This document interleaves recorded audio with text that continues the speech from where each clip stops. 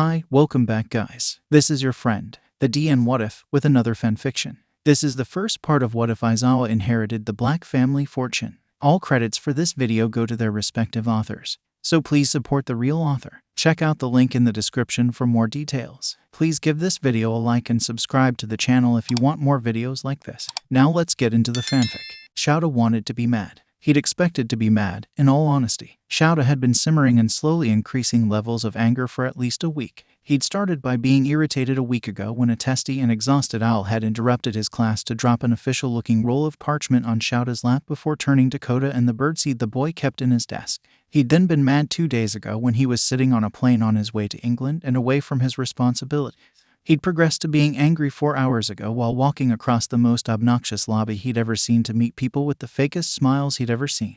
Anger had been a foregone conclusion from the beginning. If his family didn't want his squib ass when he was born, not to mention his mother's and grandfather's, then they shouldn't want him now. But Shouta had also been curious, just a bit, because they hadn't wanted anything to do with him before, and his limited interaction with Japan's magical world said that shouldn't have changed. Hizashi had always liked to say that it was Shouta's curiosity that led him to underground heroics, as much as his intolerance for idiocy and desire to help those that so often got missed. Regardless, he'd entered the bank angry. 3 hours after sitting through this ridiculous meeting with the English Ministry of Magic, Gringotts Bank, 3 teenagers, and sundry other adults whom apparently had no purpose, and Shouta felt safe in saying he was no longer mad, which was a shame, because mad would be much easier to handle. No, Shouta was downright pissed. These ministry wizards had brought him across the damn globe to try and use his mother's bloodline to gain access to the Black family accounts for reparations. Apparently, Shouta was a direct descendant even if from a squib line, while Potter, one of the teenagers, was named heir only through the will of an escaped convict. The same convict who'd also removed the only other people with black blood from the family tree in a way that was so permanent that it actually topped what had been done to Shouta's squib grandfather, Marius. Shouta didn't like being dragged across the ocean. Shouta didn't like the thought of paying for reparations for a ministry and bank he wasn't a part of, all for a fight he's also played no part in finishing. The significant amount they assured him would be left over for personal use didn't really change his mind. He also didn't particularly like the part where the vast majority of people in this room, particularly Madame Hopkirk and her superior pious thickness, were clearly planning on the squib being too dumb to ask the right question. He loathed, however, with a coiling fury, the part where 2 teenagers and 1 thin red-headed man in worn robes were the only people who seemed remotely on the legal heir's side, and that included the kid himself. Potter looked like he wanted to say nothing more than fuck the money, throw it at Shouta, and go hide under a particularly thick blanket for the next month or 6. Shouta was pretty confident in his assessment of the kid, since Potter's eyes kept drifting over to Shouta no matter who was speaking at the time.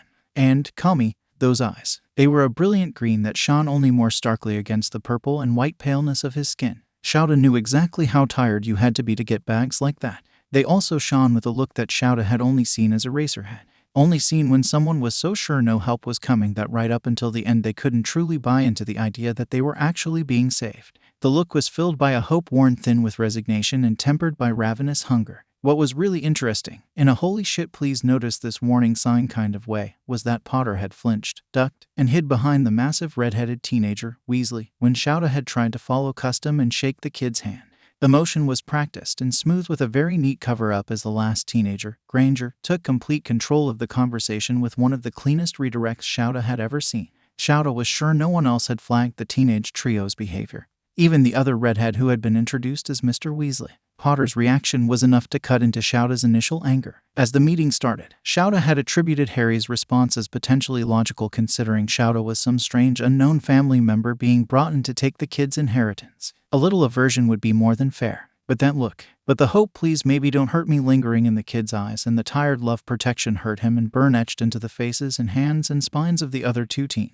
These weren't normal emotions and they weren't normal actions. Shouta slowly tuned back in just in time for a ministry sycophant, Hopkirk with the grating voice, to finish her speech about how they were sympathetic. But ultimately this solution was for the best since Potter need to focus on matters other than rejuvenating an old house and managing the payments that were only natural in occurrence with his duty to the ministry. The responses across the table were far more interesting to Shouta than the witch's actual words since, even though magicals seemed to be predominantly quirkless, they all had some very physical tells. Granger was visibly bristling while Weasley the younger was turning a red more reminiscent of chili peppers than tomatoes. Mr. Weasley was echoing the shade but also maintaining a stiff posture, subtly trying to distance himself from the ministry toadies who projected a smug self-satisfaction that was almost completely overwhelmed by the smug violence the goblins were projecting. Potter was watching Shouta. Shouta caught the kid's gaze this time. Quite the feat considering how fascinating the worn wood of the table had previously been to Potter whenever Shouta had looked back. Shouta grinned at the kid, a wide grin full of teeth that would have had his class sweating buckets and his ashy heading for the hills. Harry Potter just smiled, a little hesitantly, a little faintly, but sincerely. And yes, Shouta decided, thinking back on the last several speeches and explanations.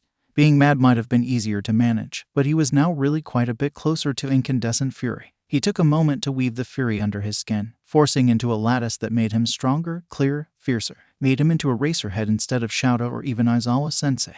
Because this wasn't just about inconveniencing Shouta now. So let's see if I have this straight, Shouta said in a low, clear voice, palms on the table in front of him. He immediately had all eyes on him, since he'd been mostly silent so far, though he really only felt the weight of Potter's. You want me to sign this document, the one that was sitting by Shouta's elbow which he refused to touch, that the bank has so lovingly prepared, stating a blood claim granting me lordship over the Black family. Fiscal lordship. Mr. Potter would still retain political power held under trust. The political ramifications of being Lord Black require significant interaction with magic and the ministry, and spending extended time in the magical world can be quite uncomfortable for squibs. Right, Shout blinked, before deciding to ignore both the sudden requirement of guidance for Potter, despite him being a legal adult in their world, and the statement about squibs that could either be a subtle threat or casual bigotry. The two were so often difficult to distinguish. Right, so I get access to finances, pay reparations to the bank and the ministry, take control of the rest of the funds, and return to Japan a little richer with no other lasting interaction with the magical world. Potter looked down when Shouta mentioned going back to Japan. Shouta hadn't wanted to punch someone this badly in weeks. Correct. Thicknessy looked proud, and that way elderly women were proud when their tiny puppies actually managed to get the hang of going to the washroom somewhere other than their recently redone floors. Gringotts will, of course, exchange the gold for Muggle Japanese currency at the correct rate and fee. Hardskull, on the other hand, looked like he was about to get away with murder. Shouta was very familiar with that look. When it came to people with mutation quirks and apparently goblins, overconfidence was often found in the lines of the hands. Of course, Shouta stared at the gold inlay of the ceiling. Excellent, Hopkirk practically squeaked. If you'll just sign. No, there was dead silence for 4 heartbeats, and then Thicknessy looked down bushy eyebrows. I beg your pardon, I wasn't finished. There are a few other things that I want to make clear. Shouta kept his voice as bland as possible and tried not to smirk as various shoulders relaxed. Potter was refusing to look up, but Granger was studying him with something sharp in her gaze. Shouta got the most chilling sense that Nezu would like this girl. These reparations are necessary because of the war with Voldemort. He ignored the flinch of every single adult in the room. That Potter won. This time, Potter flinched. Shouta reached out to tap the much larger roll of parchment that held the details of the reparations.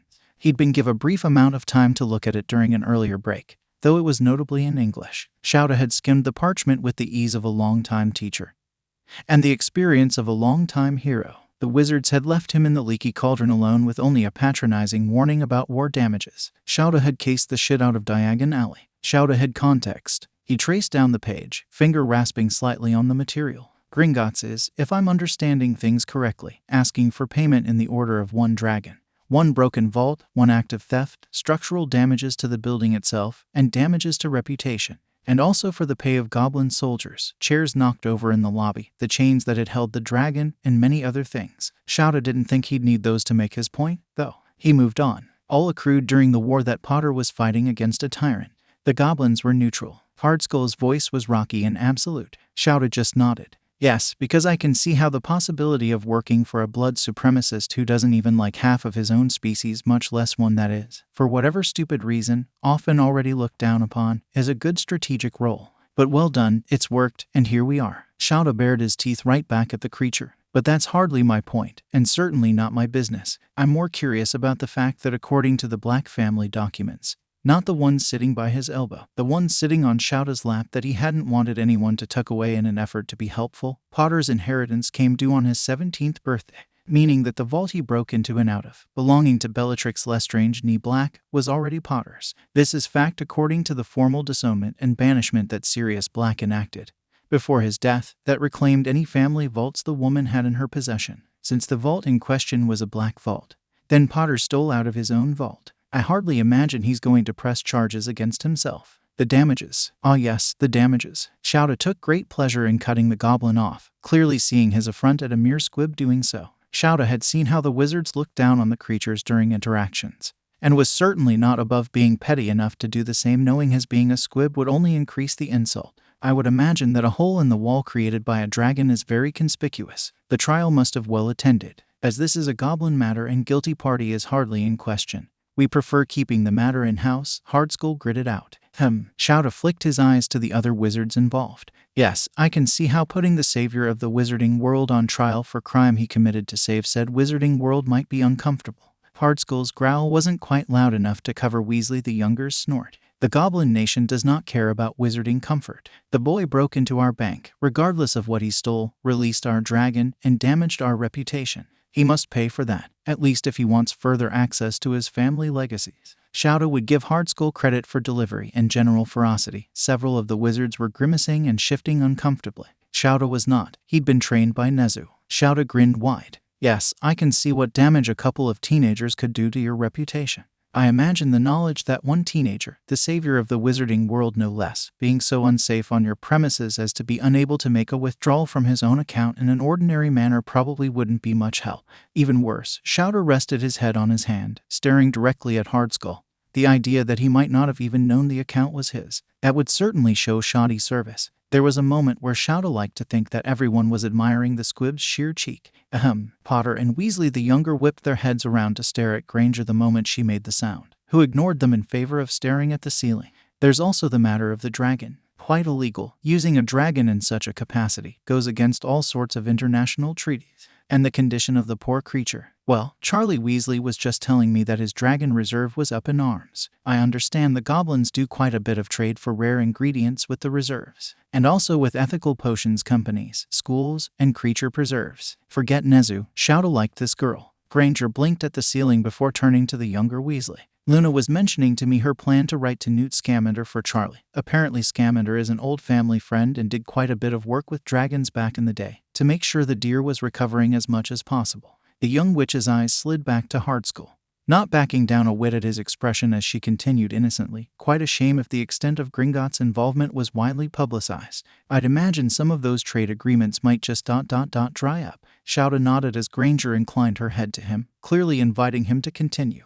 Shouta's shoulders twitched, the weight on them seeming much heavier with her regard. But he folded his second hand under his chin and blinked his dry eyes at the fuming goblin representative. If that's settled, Hardskull gave a snarl, but didn't interject, so Shouta counted his win and moved on.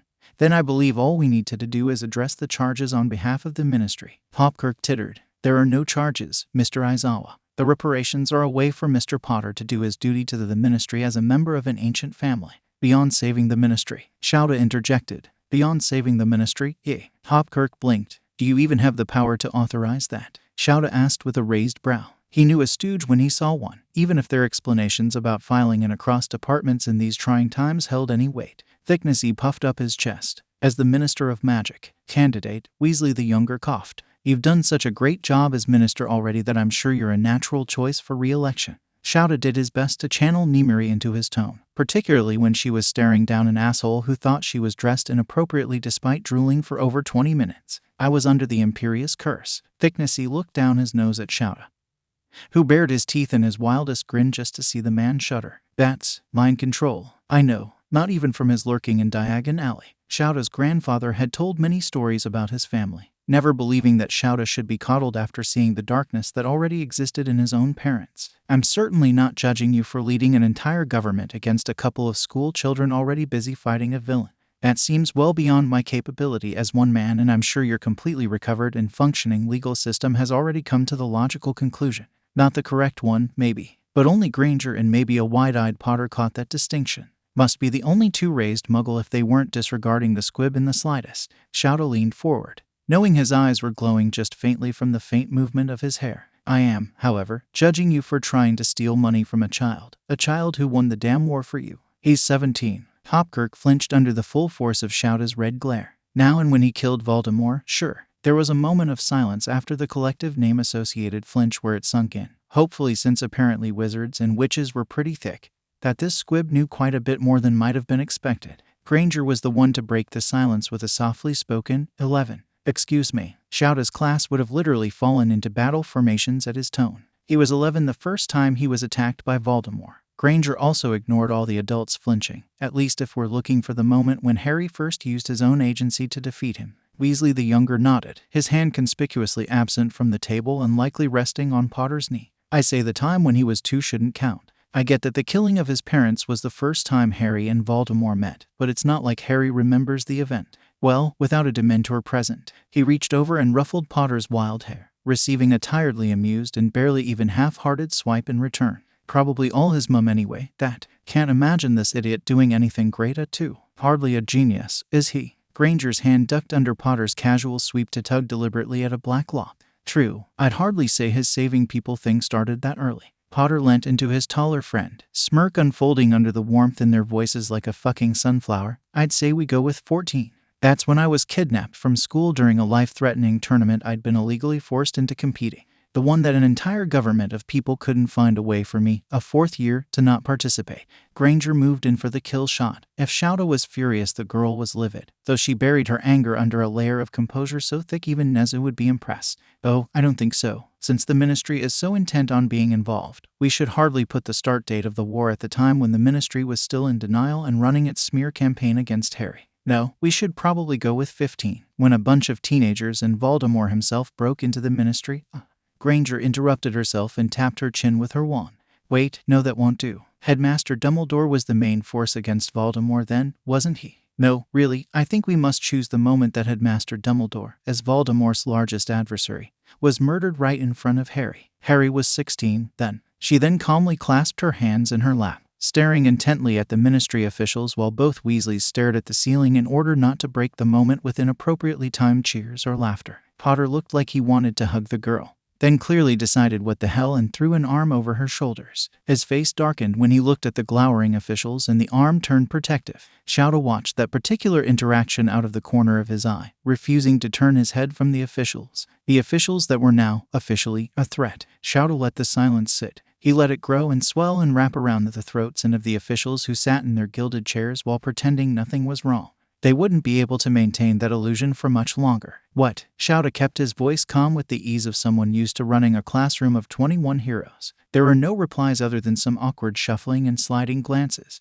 Clearly, no one wanted to follow the teenager's blatant implications of child soldiers and ministry incompetence. So Shouta repeated himself. What? Thickness opened his mouth and Shouta suddenly didn't care what the man was going to say. Well, he hadn't really cared before, but now he just wanted to punch the man on principle. In the jaw, and also the gut. Shouta deliberately ignored the panel of stooges to half-turn and face Potter, shifting his obvious focus without ever letting the officials out of his range of vision. Kid, do you have a lawyer? We can get you a lawyer. Hell, if we can't trust one of these lot, I know someone. A very vicious someone. Nezu had gotten his law degree at the same time as his education degree. Shouta didn't think the principal knew much about magic, but he'd be thrilled to learn. Beyond that, Nezu would move both literal and figurative mountains to remove a kid out of a situation as toxic as the one. Shouta was suspecting this was an annihilating corrupt agencies was probably the creature's favorite pastime.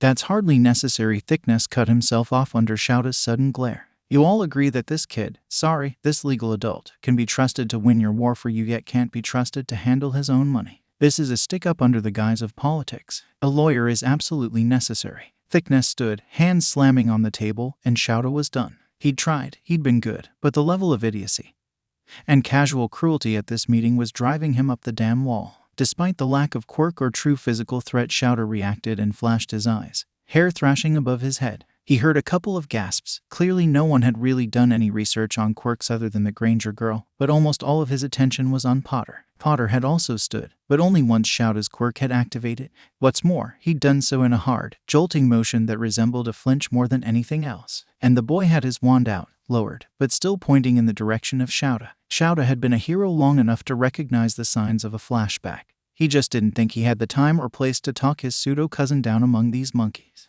This was particularly the case when Shouta was pretty sure that it was his own quirk that had triggered the reaction. Fortunately, Weasley the younger had barely taken a step forward when Potter shook his shaggy head, wand disappearing. Sorry.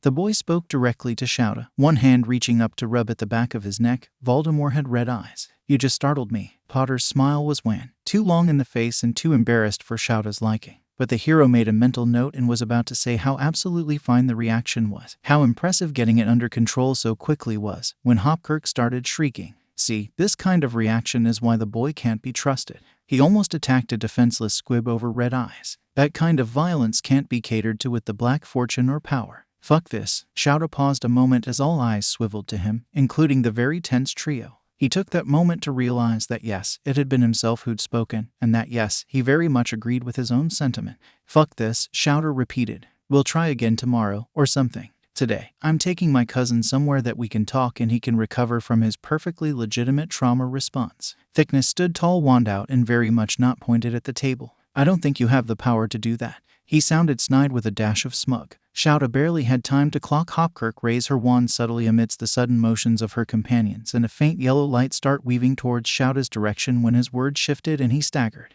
Hardskull said something about a dishonorable act and how the Goblin Nation would accommodate another meeting on a different day. But Shouta was too busy trying to readjust to the sudden pressure of the room, now thick like molasses and slowly winding vines. Potter stood in front Shouta, having arrived so quickly that Shouta briefly considered the possibility of apparition or whatever wizarding teleportation was called. Potter's wand was raised and his back was to the hero, anger tumbling around the boy. And Shouta suddenly got it. He'd seen the boy. He'd understood what boy had gone through, objectively. He'd seen the warning signs for abuse and PTSD and flashing neon. He'd seen the broken edges and exhausted youth. But he hadn't really connected the child-fucking soldier and war veteran to the broken boy that was his cousin. He did now. He did now that he saw the fear in the other wizard's flinches and the apprehension in the goblin's barred teeth. He did now that he saw the two teenagers immediately at his sides, wands out and ready to flank their leader however the fuck this played out. He did now that he saw Harry Potter armed and ready, power visibly rippling the air around him, all to protect a man who not only reminded him of his adversary, but that he'd only met hours ago. The savior of the wizarding world was defending a squib from the wizards that ran their world. All because Shouta had defended him, and maybe a bit because it was the right thing to do. And while Potter seemed very disinclined to defend himself, he apparently had no trouble defending others. Shouta nearly snorted as he thought of the aforementioned people-saving thing and briefly mixed the wild black hair standing in front of him with crazy green curls. He did actually snort when he imagined the look his Ashi would give Shouta later when he described this moment.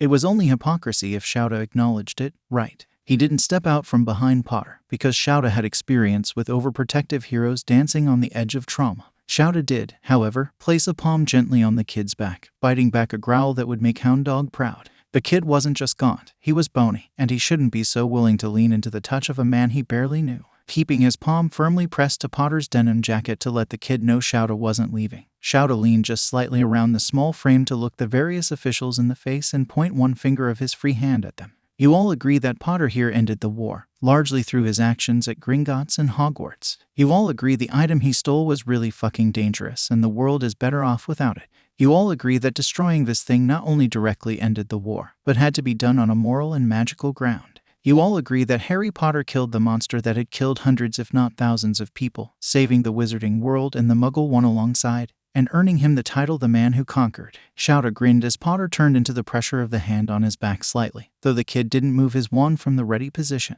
This tells me one thing and one thing only. Lord Black is a hero, title and all. Shouta felt the flinch roll through Potter's body but didn't have time to address it, didn't really want to incur company. Granger tensed beside them, though, and Shouta thought she might have understood his angle. Shouta removed his hand to cross his arms, standing just off and behind Potter and raising a single brow. I certainly hope this meeting won't interfere with his paycheck. Equipment, first aid, lodging, danger pay, aftercare, those are all part of the legal requirements for hero work. He has seen a doctor, right? What about therapy? The therapy requirements are quite strict over here, from what I understand. There was a somewhat awkward silence where the only things that could be heard, somehow, possibly by means of magic, was Granger's beaming and Potter's confusion. Thickness managed to get out around clenched teeth. Those are not our laws. I sure hope everyone sees it that way. Sure, you don't want to drop the political thievery just in case. Shouta didn't give the man time to respond, just reached down to grab Potter's sleeve and drag him back a couple steps. As soon as Potter figured out that Granger had already linked armed with Weasley and started walking out of the room, he was happy to leave, guarding their backs as they went.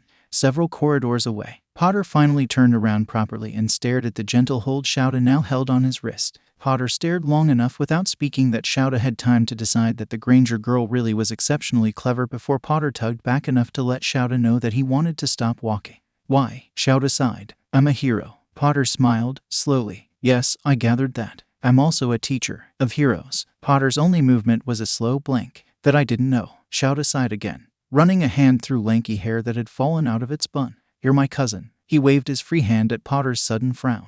I don't care about blood or any of that shit. Grandfather Marius was the only person in my family that gave a crap about me. And as much as he hated his birth family, he was the first to teach me to judge the individual. And you, kid, you got a crap hand. I'm not leaving my cousin to face this idiocy alone. A sharp grin spread out across Shouta's face as he got them walking again before the other teenagers were out of sight. Especially not my baby cousin. That got the predicted squawk, but it quickly settled into a pensive silence that reminded Shouta of his earlier comment about doctors. The kid wasn't walking straight. He had an odd little shuffle that screamed old leg injury to the pro. But you're going to leave. Potter tensed his arm as he spoke, quite conversationally, but didn't pull away. I am. Then, look kid, do you want to stay here? Really and truly, not just for a couple of people? Because if that's your ministry, I've got to say it looks like a shit show. Potter let out a burst of laughter that sounded a bit like shattered glass. You have no idea. Then I say you've more than paid your due. I'm hardly going to force you, but I think getting away, even if just for a while, would do you a world of good.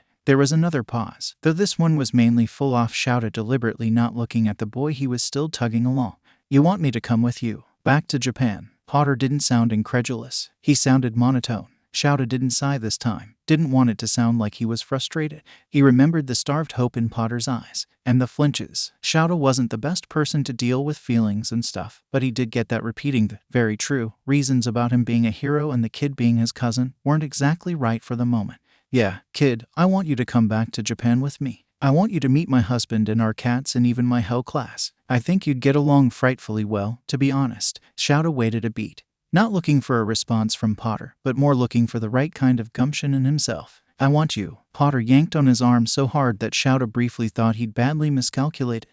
It took the entirety of that moment to realize that Potter had shifted their grip so that Kid was clutching at Shouta's hand and the yank had been to force Shouta to meet drowning eyes. I met Ron on the train when I was 11. He shared his lunch with me. I didn't even know Hermione when Ron and I went to save her from a troll in the school bathroom. She lied to protect us afterwards. A lunch and a lie. They've followed me though, hell, Mr. Aizawa, and that is not the half of what I'd do for them. Potter held up a small toy trunk that he'd retrieved from the pocket of his jacket. Everything that I love is either people or in this trunk. And there's no more than a handful of things in the trunk, less now that my godfather's broom broke. And that's another. I knew my godfather for less than a day, which was less time than I actually knew he was innocent, and I was prepared to go live him. Craved living with him. Mayoni says I'm attention-starved, and sure, I am. But I'm also possessive. It was one of the traits I feared in Tom above all others because it was one I understood. I know you're a good man, and not just because you're a hero or because you stood up for me, but because I can feel the magic in you, buried deep but still there, reaching out to my own. I know what bad magic and bad men feel like, Mr. Aizawa. I believe you and your offer, but you need to know, a home is one thing I've never had. Hogwarts was the closest I got, and even then, it was never safe. Offer this to me, give it to me, and I won't let it go. I won't be able to. Shouta didn't hesitate this time, reaching out with the hand wearing his Ashi's ring to cup Potter's face and lean in until their foreheads brushed. Then you'd better call me Shouta, kid, and prepare for some major coddling by Hisashi. Potter's face glowed like someone had set off a flare in the dead of night. He took a rattling breath, then tugged their hands to get Shouta moving again towards Granger and Weasley. It's Harry, then. It's Hisashi. Harry said the name slowly to try and get the strange syllables right. Your husband. Will you tell me about him? Sure, kid. If you tell me what exactly a troll is and why it was in school full of children. Arthur Weasley stayed behind. He was tempted to follow, to leave this accursed room, but he'd been useless so far and figured that taking in the various reactions might be helpful at a later date. At the very least, he'd learned all sorts of things to help Kingsley win the election instead of thickness. There had always been several distinct advantages to working in a department that most see as useless, and invisibility was frequently one of them. No cloak needed. By the time he walked out half an hour later, Arthur was willing to admit that he might have had a second reason for staying. He couldn't help but think that George and even Percy might get a much-needed smile from seeing the memory of poor, diminutive Arthur Weasley setting fire to every single ministry document on that table and walking away before anyone even remembered his name.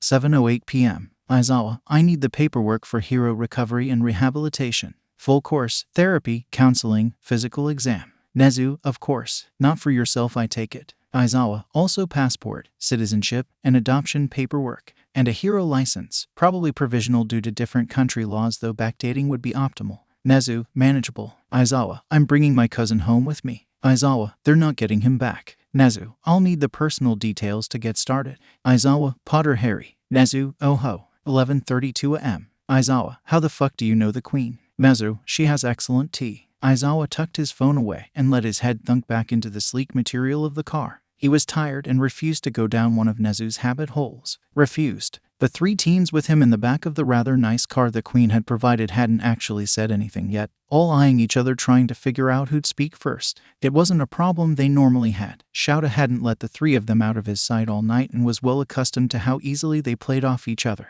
Even if the anticipating each other's sentence thing was kind of creepy. Keeping an eye on them had been surprisingly easy, since Harry seemed to have had the same idea. The teenager kept reaching out to tug at a piece of Shouta's clothing or bodily turning so he could track Shouta's movements more easily. Hermione and Ron, as they'd insisted on being called, had watched Shouta just as intently, if a little less possessively. They were definitely evaluating Shouta, though he was pretty sure he'd gained more than a few points when he'd stepped all of 4 feet into Grimmauld Place before grabbing his cousin and noping right out of there. He'd taken them to a Muggle hotel where he trusted the water and didn't feel like his grandfather's stories were going to come to life and smother them all. He'd gotten a suite to cater to both his and Harry's protective tendencies, which really wasn't too much of a problem since the kids all insisted they'd be fine sharing a bed. While Shouta was pretty sure that only Ron and Hermione were in a relationship together, not that he would judge, he had to admit that the 3 of them reminded him of the way Hisashi and Nimari would collapse onto the nearest surface after a bad case or rough week at school. He also made a mental note to watch for issues surrounding codependency and separation anxiety. Just in case. We just met with the queen.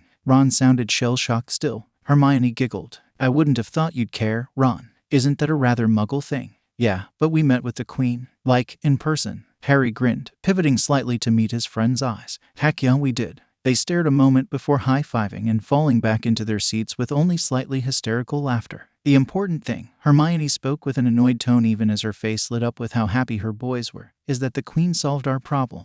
Well, her, Principal Nezu, and Mr. Aizawa. Shouta felt them turn to him but didn't open his eyes. Why the fuck does my Japanese boss know the Queen of England? There wasn't laughter this time, though Shouta could feel the smirks in the air around him. Ron, it had to be Ron, his hands were huge, patted Shouta on the knee. We call it the Potter luck with a dash of the Harry effect. The luck means whatever happens will be either really good or really bad. The effects show up when it also gets really weird. Shouta wanted to groan, but there was something strained in Harry's laughter, so Shouta opened his eyes instead. And yup, their emerald in his eyes was sharp enough that Shouta knew his answer to this sort of but not really a joke actually mattered. Leaning forward, Shouta poked Harry between the eyes, snorting when the boy went cross-eyed to try and follow Shouta's finger. You aren't to be unsupervised with Nezu or the problem child. Shouta titled his head and considered his own words for a moment. For at least the first 2 meetings each. Some chaos keeps the Hellions on their toes. The last evolved into a mutter, but it didn't really matter. Harry bounced a little in his seat next to Shouta, leaning ever so slightly onto Shouta's shoulder. Who's the problem child? Shouta sighed. One of my students. He's a very good person, and would one day be a very good hero, but he's also a villain magnet. Shouta huffed. We actually tested him for a secondary quirk at the beginning of the year. Hermione huffed a laugh into her hands and Shouta immediately latched onto the distraction. He really didn't need to contemplate the light in Harry's grin or the thought of what the 2 problem children could get up to together. So you think it will work? Shouta asked. Hermione tugged on her blue sleeves thoughtfully. I do. The goblins will renegotiate on separate terms with someone else heading the exchange. Bill, Ron's brother, works with the goblins and said some of the higher-ups weren't too pleased with Hardskull joining in with the ministry like that, so that should get sorted without too much trouble. She paused a minute, staring at the folder on the seat next to Shouta, before her eyes hardened and she met his stare head-on. And we need to leave, the 3 of us. She gestured with a waving hand. The press is getting ridiculous and the ministry needs time to sort itself out. Ron snorted. That's a high order. Possible, though. Harry ignored his friend's attention to stare out the window at passing buildings, fingers tapping out a rhythm on his thigh. Kingsley wrote to me this morning. The owl came before you were up. Said he supported the idea if it was what I wanted and he'd keep me updated. Shouta reached over and tapped Harry's hand. He looked over then gave a lopsided grin. Sorry, Kingsley fought with us in the war. A good man, and the other candidate for new Minister of Magic, and the one more likely to win. Hermione reached out for Ron's hand. Kingsley doesn't have the Imperious Curse to come back from.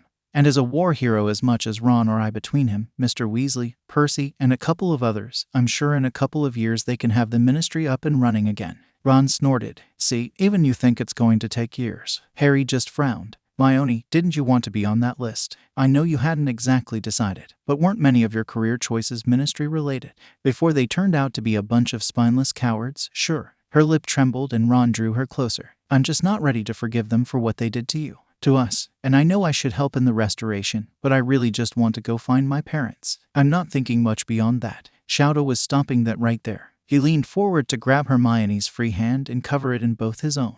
"You don't need to do anything you don't want to do. You became a war hero before you even turned 18.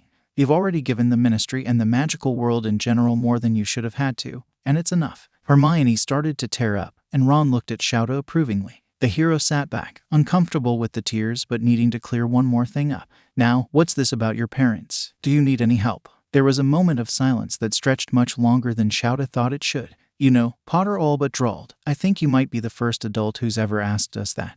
And then actually meant to either actually help or respect that we might not want interference." Shouta's hands spasmed briefly and shoved them into the pockets of his long dark coat. "There was too much rain here. That's terrifying. And stupid." Hermione laughed softly, if a bit shakily. "You're not wrong." She drew in a deep breath. "My parents are in Australia. I wiped their memory and set them up with new identities before I went on the run with Harry." Harry's knuckles were bone white where he was digging his fingers into the seats, using the folds of Aizawa's coat to block them from view. Hermione's weren't that much better as she stared defiantly at Shouta. Shouta, who really didn't have anything to say. All the magic and casual cruelty of the last few days, and this was what finally rendered him speechless. He must have taken too long to respond, because Hermione continued, wringing her hands together under Ron's. "They were muggles and connected to me. Voldemort would have hurt them badly, and I didn't do it without their permission. They didn't want to get involved in the war, didn't really want me involved, but they were happy enough to get out of danger." Shouta inadvertently tuned the witch out. Not because he didn't care about the rest of her plans to find her parents or Ron's decision to go with her, but because Shouta was suddenly and abruptly thrust back into being angry. Her parents had chosen to forget their daughter, to send her into a war knowing she might die and never be remembered. Then they'd had their daughter set up their new identities, which, sure, would have been easier with magic, but they let their daughter take the blame and responsibility of that decision on her shoulders alone. Shouta didn't know her parents' stories, or quirks, or stances on heroes, but he was suddenly very sure that their intelligence was nowhere near their daughter's if they let Hermione go without a fight. He was also sure this wasn't going to end as well as the girl hoped. Shouta silenced Hermione's babbling and Ron's surprisingly gentle support with an abrupt shove of his hands into the deep pocket on the inside of his coat, coming up with a set of documents provided by a Queen's aide courtesy, somehow, of Nezu. He handed the top 2 envelopes to a surprised Hermione and Ron. Hermione sucked in a breath when she read the first document, while Ron flipped through with a small frown on his face. "Japanese citizenship?" Hermione asked. "So you'll always have a second option." Shouta leaned more heavily on his cousin as Ron shot Harry a look. "Is a little more involved since he's getting put under my guardianship until he's 18 and needs the citizenship a little faster. Yours will get you in the country as wards of UA, though you'll need to jump through some hoops once you're there." Shouta jumped just a little when he felt Harry's cold hand cover and squeeze his.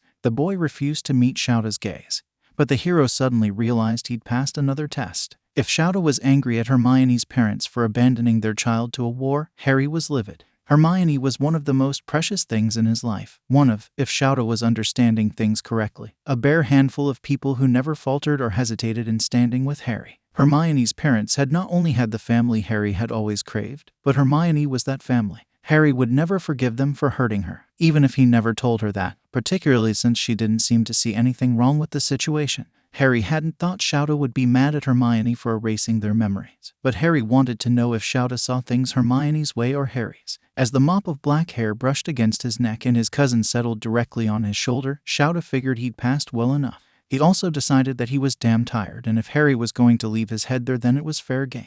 Shouta dropped his own head onto Harry's hair with a little thump that didn't shift Harry whatsoever. "I'm not an idiot. Those 2 are attached at your hip. If I want you to stay in Japan, and I do, England doesn't deserve you, then I need to make sure there's space for them in Japan."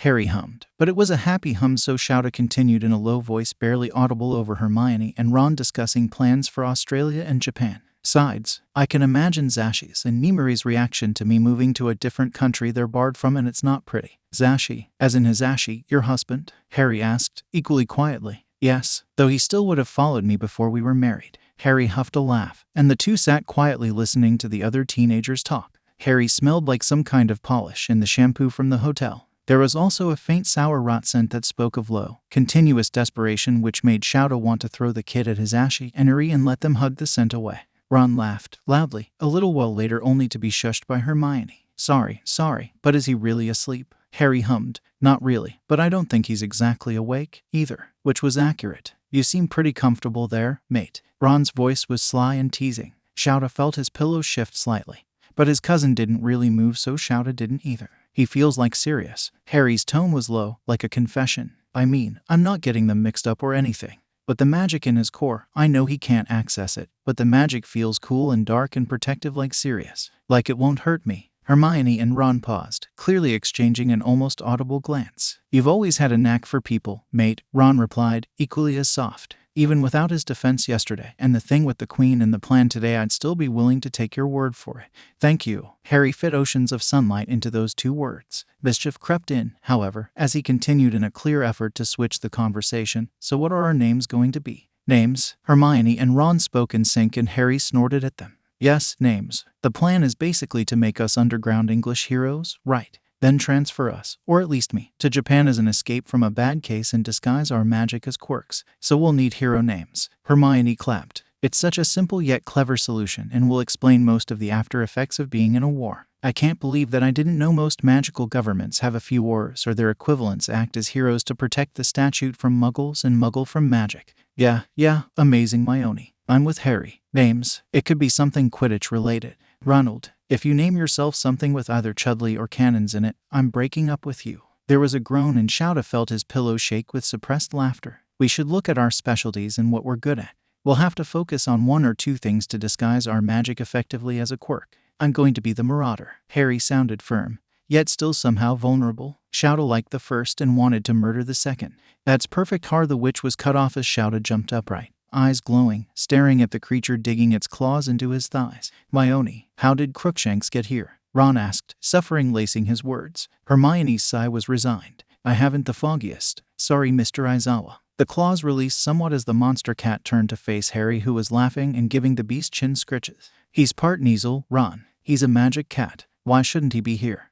Because we're in a moving car. Think that, going pretty fast. That belongs to the queen. This is by far the ugliest cat I have seen, Shouta said in a deliberate deadpan. And it was true. Crookshanks had long, uneven fur that might have once been orange but was now more various shade of brown than anything else. He had a scar over one eye that rendered it a milky white, one missing ear, a kink in his tail, and was missing 3 different toes on 2 different feet. I love him desperately. By the time they made it back to the hotel, Shouta had a new furry best friend, the fierce loyalty of a fellow cat lover, the eternal respect of a redhead who'd never seen anyone tame the beast that quickly, and the knowledge that his cousin's low chuckles felt exactly like a purring feline. The day had been very productive, overall. He deserved his nap. Harry staggered off the plane thoroughly unimpressed with both the mode of travel and language potions in general. Aizawa was laughing at Harry. Harry knew this for a fact, even if he wasn't really opening his eyes enough to see the man. A gentle hand slowly slid over Harry's elbow and guided him away from the throng of people disembarking.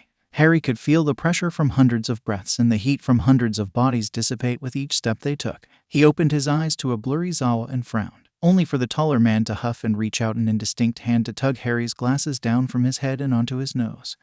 Harry rubbed the back of his neck with a sheepish grin. Aizawa didn't roll his eyes, but his lips did twitch upwards ever so slightly. Planes that much worse than your usual method of travel. The blood drained from Harry's face as his stomach absolutely roiled. And no, flu is bad, porkies are worse, don't do either. Aizawa raised an eyebrow. Sighing, Harry lowered his hand from his stomach, reasonably certain he wasn't about to loose the paltry plane lunch. I mean, I'd absolutely rather fly on my own, but the plane wasn't too bad. I think it was mostly the language potion. Honestly, fly on your own right. Not now. The potion worked, though. Aizawa went to run a hand through his hair and stopped when he met the bun he'd thrown it in for the trip. Harry frowned, rolling the sound of Aizawa's Japanese words through his mind. He had absolutely no idea what language he'd been speaking previously. Yeah, it did, Harry said slowly, though it will take some practice to reliably switch between Japanese and English. I'll understand both, but I'll need to focus on my response. Good. Aizawa studied Harry for a moment longer, particularly the hand that had crept back over Harry's stomach, before digging into the black briefcase the hero had brought as his carry-on. He pulled out a small purple vial and held it out to Harry. Stomach soother. Hermione said you could have it once you could reply to me fairly easily. Harry snatched the vial and gulped it down, reveling in the magic that unfurled through his body with sweet, sweeping eddies. He shuddered, then pouted. Didn't tell me that. Didn't tell me that the language potion would feel like 6 angry giants yelling phrases into my brain for hours and while clog dancing on my stomach, either. Aizawa blinked at that description then huffed, pulling out his phone to check messages. Maybe she didn't know. It's not like she and Ron needed one for Australia. Harry squinted at his poor, ignorant cousin. Hermione knows everything. He sighed. And I guess I know why she was so smug that they could take incremental potions while I had to do the full dose at once. Looking around while Aizawa typed on his phone, Harry squinted again at the sign a couple feet away. He stopped when he felt Aizawa's eyes on him and looked up into the taller man's face. What? Is the squinting a glasses problem or a language problem? Aizawa asked. What? I mean, I'm probably at about a 10-year-old's understanding of writing. I'm going to need to do a lot more practice of that on my own. The potion only does so much. Aizawa continued to stare with dark eyes, so Harry kept talking. And I'll need to do that with the spoken language, too, a bit. I mean, I have the basics, but no slang and no understanding of etiquette and shit like that. Don't call etiquette shit and you'll be fine. Harry brightened. I can swear in 2 languages now. Aizawa closed his eyes briefly before putting his phone away. Try to avoid doing so around my students. They're already picking up English swears at an alarming rate from Zashi and Yagi. He focused in on the smirk that was growing on Harry's face and abruptly turned, starting to walk down the hall back into the throng of people. Harry followed, absently enjoying the way his new long coat swished while walked, kind of like robes, but not as long or in the way nearly as much. He was interrupted from idly wondering if he could spell it to flare dramatically like Snape's robes always had by Aizawa calling back to him. Harry looked up to the tall figure just a few steps in front of him. What? When's the last time you had your prescription checked? Harry had really hoped Aizawa had missed that, though he was getting the sense that Aizawa missed very little. Maybe it was a hero thing. Harry had never met any heroes, but it seemed like a good skill for heroes to have. Decent observational skills had saved his life a time or 3, even if they were always inconvenient in other people. Aizawa had apparently taken Harry's silence as the answer it kind of was, since he sighed again. I'll add it to the list. There's a list. Harry's voice was laced with incredulousness and a hint of apprehension which, naturally, Aizawa also caught. Yes, it mostly consists of paperwork we need to get finished at the moment, and a couple of appointments. I'll send it to you as soon as we get you a phone so you can add to it. They walked in silence for several moments, with Harry in the middle of convoluted thoughts about cousins who wanted to give Harry things as if they were a given and also wanted Harry's input about said things. He was deep enough in those thoughts that he barely paid attention as they walked through a connecting hallway in the terminals and thus almost missed the window. The huge window. The entire wall to Harry's right was glass. Previously, all that Harry had been able to see out the various windows was a lot of tarmac and airplanes with the occasional helicopter thrown in for variety. This window faced the other side of the airpod, so while there was the edge of parking lot, there was also sky and forest and city line. This was Japan. This was the place that Harry's cousin offered Harry as a home. This was the place Harry could live that didn't have the scars of a Dark Lord, where an entire society wouldn't expect Harry to be the only one to fight. He was excited as he hadn't been since a half-giant had told him that magic was real. And he was nervous because that had turned out to have one giant fucking catch. Leaving England had been gut-wrenching in a way Harry hadn't expected with how sick he was of the wizarding world and England in general. He figured that was the fault of the goodbye party. All the Weasleys had been there. Mrs. Weasley had been there with her crushing hugs and murmured words on how she'd had 2 sons living out of the country already and if visiting expectations weren't upheld she'd come to him. Don't think she would.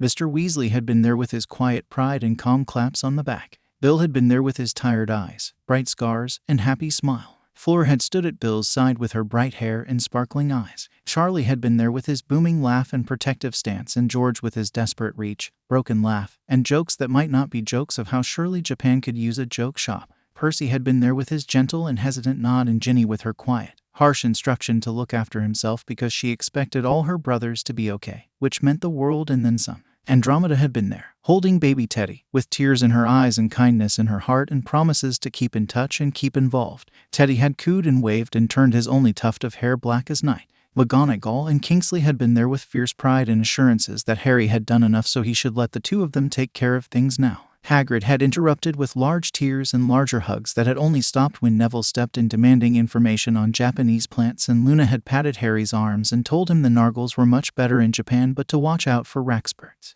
He was glad, in a way, that they weren't allowed past airport security. Harry might not have left if he'd been able to stay wrapped in their embrace for longer. But seeing the green and blue and gray out the Japanese airport's window felt like permission to breathe. Harry turned away from the window, absently realizing that he must be making Aizawa wait. He turned back to the glass a moment later, determinedly staring at a passing crow in order not to cry. Aizawa was standing several feet away, angled away from Harry, once again checking his phone. The pose didn't feel impatient though, and, really, it was a stance that Harry recognized. He'd used it before, after all, and quite frequently in the tent, to try and give Hermione and Ron a moment of privacy. Aizawa was far enough away that Harry could have his moment, but close enough that he could watch for trouble and head off anyone who tried to cause a disturbance. Harry, out of the corner of his eye, caught the man giving a death glare to an employee who had been thinking about approaching, likely to shoo them along. Aizawa had done the same earlier, when Harry and Hermione and Ron had said goodbye. Their flights had been timed close enough that the three of them had an extra half-hour to sit together, Harry half on Ron's lap, Hermione pressed into Harry's side, arms wound so tight around together that Harry couldn't really tell whose was whose and cared even less. Aizawa had stood several feet away, looming, daring anyone to say a damn thing. When Hermione and Ron were gone, Aizawa sat next to him, not touching, just there, and starting talking. Harry doubted he'd remember much about the man's class, despite all the stories Aizawa had managed to fit into 40 minutes. Harry would always remember the man's rasping voice, however, and the feel of his thin wrist when, 20 minutes in, Harry had reached out a shaking hand, desperate for just one more point of contact.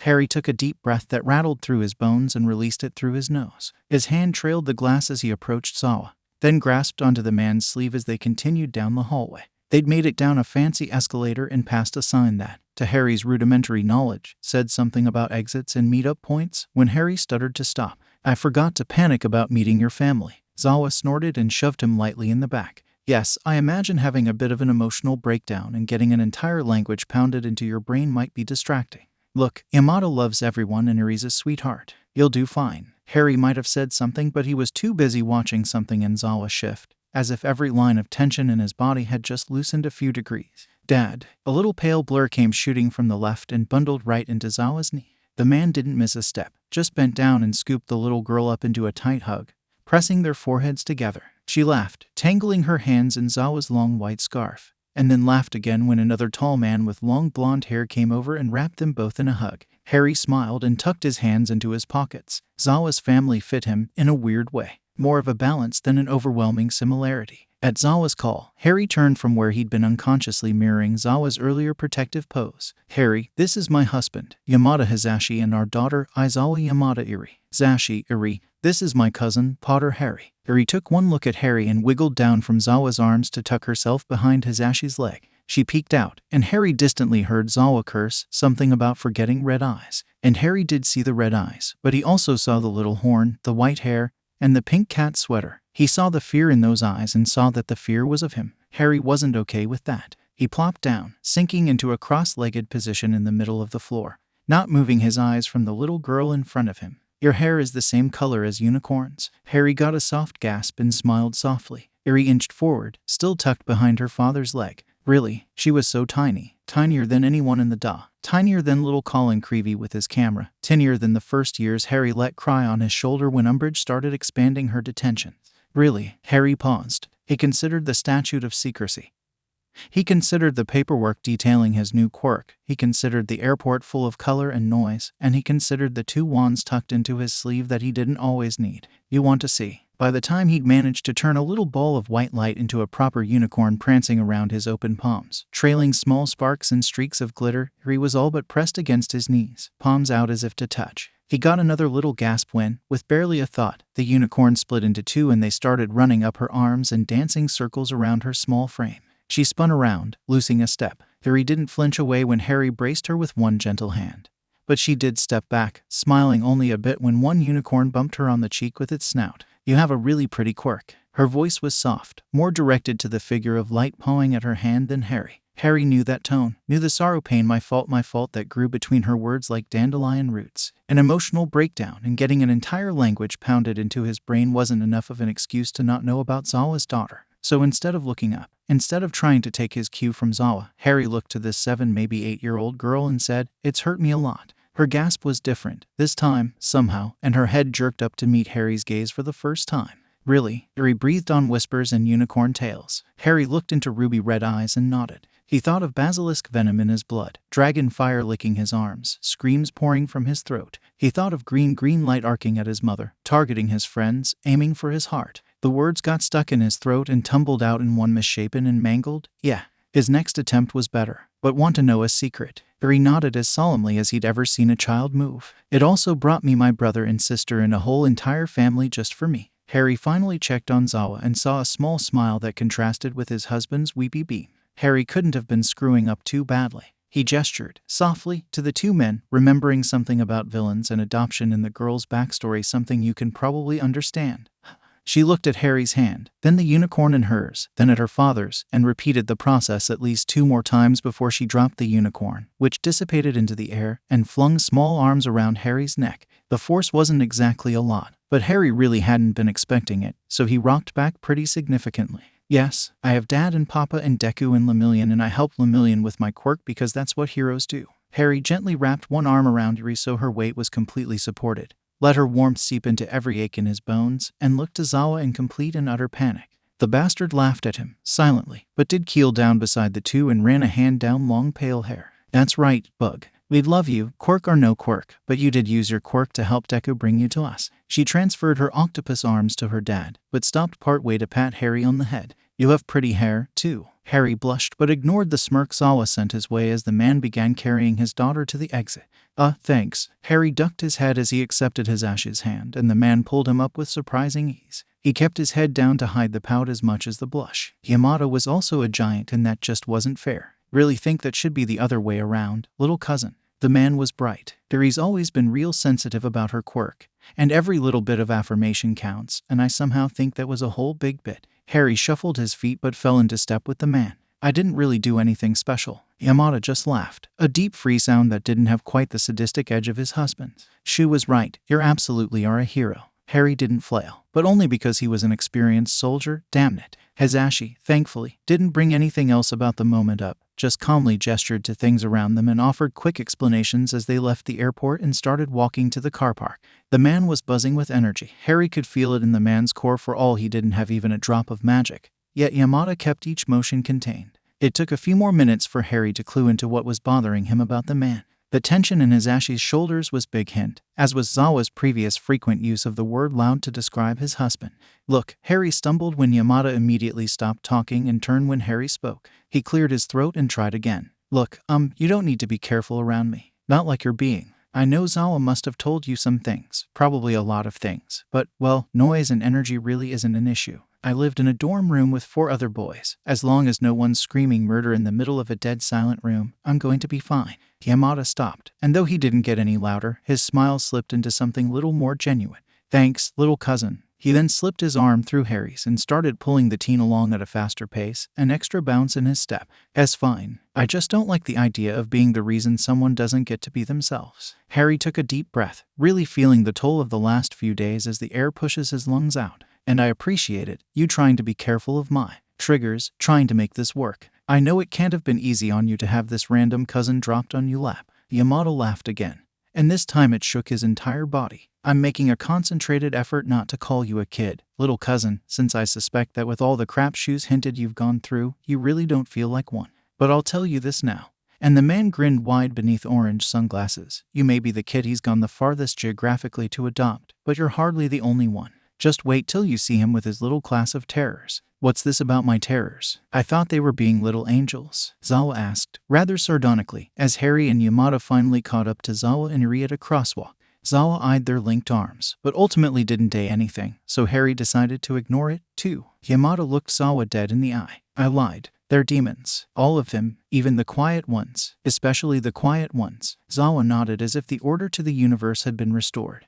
And they all managed to walk about 6 feet before his Ash's loud weight had Erie giggling, Aizawa sighing, and several passers-by turning their heads. Harry just grinned, an expression that grew when Yamada turned to the teen and asked, You said you shared a dorm room with 4 other boys, as in, one room? Yup, your poor teachers. Aizawa winced. It's not like that here. Yamada took over. Classes are given a dorm building with 8 rooms to a floor and each student gets their own room. Yamada and I have an apartment in the city, but we're not there much anymore. We mainly stay in the teachers' dorms. We have a suite there with room for Erie. You'll get a room in both apartments. Yamada jumped in before Harry could comment. Shu also has a tendency to stay in the 3A dorms. He has a smaller suite there with one guest room that's technically Erie's, but really belongs to whichever student is having a rough night. Because Shu's a softie, ducking Zawa's swing was easy for Hisashi, particularly with the way Zawa had to suddenly shift to accommodate a lurching Erie. You mean we get to keep him? And the unicorns? Erie pointed at Harry, eyes wide. Yes, Zawa replied instantly. Yamada opened his mouth, probably, at least judging from the way concerned-eyed flicked to Harry, to say something about how the situation was a bit more complicated than that. But Zawa stared both Harry and Yamada down before simply turning and walking away, listening to Yamada whine and pout at his husband, even as Erie leant over Zawa's shoulder to tell Harry all about her room and the plushy unicorn that she couldn't wait to show him. Harry didn't think he'd mind being kept very much all. Harry stared at 20 teenagers as they stared back at him. It was hilarious. A couple of them had tried to talk to him, namely Ada and Yaoyorozu, who'd introduced themselves as class reps, and a loud exploding boy who hadn't introduced himself but Harry badly wanted to throw at Ron. There were a few other interesting interactions, such as the frog-like girl suggesting Harry might not speak Japanese and a green boy by the window who was muttering about logical ruses. Zawa, meanwhile, was asleep in a giant yellow sleeping bag a few feet to the side of the man's desk. Harry was sitting at said desk, having his own grand time messing with students by responding to every little thing with an affable grin. Zawa hadn't even looked at Harry when the teacher had entered, though cool fingers had carted through Harry's hair as Zawa walked behind the desk. Harry's presence was thus legitimized to the students before Zawa had crawled into his sleeping bag and ignored everyone. Harry wasn't judging. Saving the world had been exhausting when it was the only thing he did. Zawa apparently worked 2 jobs, plus fatherhood and a sudden trip to England for some yelling and kidnapping. The man deserved some sleep. Harry was also pretty sure Zawa was only 60% sleeping and 40% messing with his class, a ratio that likely changed depending on his mood or lesson plans. Sirius would have loved this man. The bell rang and Zawa sat up without removing his sleeping bag, staring at the suddenly very quiet class. The pink girl waved, calling out a welcome back to Zawa, which sent a cascade of greetings through the room. Harry had to blink and take that in, though his smile didn't fall. Probably became more genuine, to be honest. He'd forgotten how colorful Muggle classrooms were. Witches and wizards generally didn't have quirks, certainly not physical mutations. So Harry had little practical experience with the sheer variety of people in the room. He also didn't have the slightest problem with it. The Dursleys had always been very proud of their helpful little quirks that amplified natural abilities, like Vernon's work with numbers and Petunia's green thumb. They'd placed mutant quirks in the freak category right along with magic. So of course, Harry loved mutant quirks. Harry had made it personal policy to actively believe the opposite of everything Vernon said. This policy had led to finding acceptance with his sexuality and lack of care of gender in a partner, developing a love for Indian curry and spicy food in general, and adoring modern art that didn't look like a damn thing. Harry also liked this class. They were unique and strong and clearly appreciated Zawa as they should. They were also a team. Harry had led the DA. He'd led a rebellion, those months on the run. It had been impossible to sit here and not study this class, to not see how their interactions with Harry and Zawa and each other worked. The moment they'd walked into the room and seen Harry's shoulders had tensed, bags had shifted, looks had been exchanged. No one had gone back to sleep. No one had turned their back on him. No one had talked about anything important. He also rather thought that the reason that he'd only been questioned by several students was that Zawa was so obviously there. Quirks were basically unknown to Harry, so he had no idea how these kids would fight, not really. But he knew they'd fight together. Oh, there were groups, several of them, with the 2 main focuses seeming to be Explodo Boy and Green Bean, but no one in the class was left alone, particularly with him as an unknown in the room. Even the quieter ones had people running hands down their arms or warm greetings directed their way. This class had been through some shit, and they weren't about to let it happen again. Harry approved. Zawa apparently did too, because he actually let the greetings go on for a full minute before flashing his eyes and getting the class to settle down. Mike said, "You were all proper Hellions. Don't think I didn't notice the new curtains in the dorms." Pinky and a boy with yellow and black hair shifted guiltily. "But you've done well on your assignment, so good job there." There was a collective sigh of relief. "Sensei." Ada's hand shot straight into the air. "If you're back, who is sitting at your desk? Are they a new teacher?" The boy punctuated his question with an odd arm movement. Zawa opened his mouth but closed it, turning to Harry with a considering look on his face. Harry didn't like that look. "No, you can speak Japanese," someone yellowed out from the back of the room.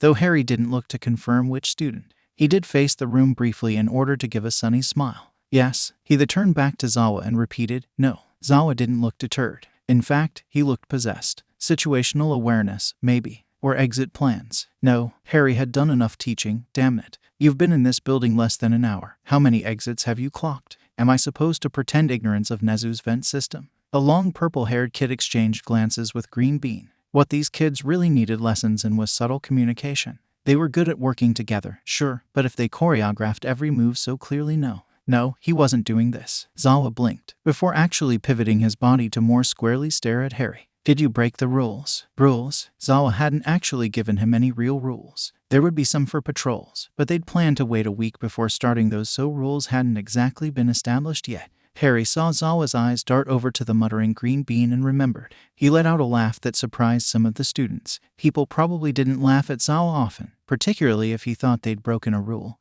Even one as arbitrary as no meeting the problem child or principal without supervision. No, Aizawa, I haven't talked to Nezu yet. The expression on the kids' faces when he called their teacher Aizawa to his face was priceless, as was their synchronized shift to look at Aizawa, who didn't react in the slightest. You left me alone with Mike. I put Vents and Devious Principal together from his stories, and from the new version of the Marauders map that Harry had filling itself out in the inner pocket of his still awesome coat. Hermione and he had dissected the hell out of the Marauders map in that tent.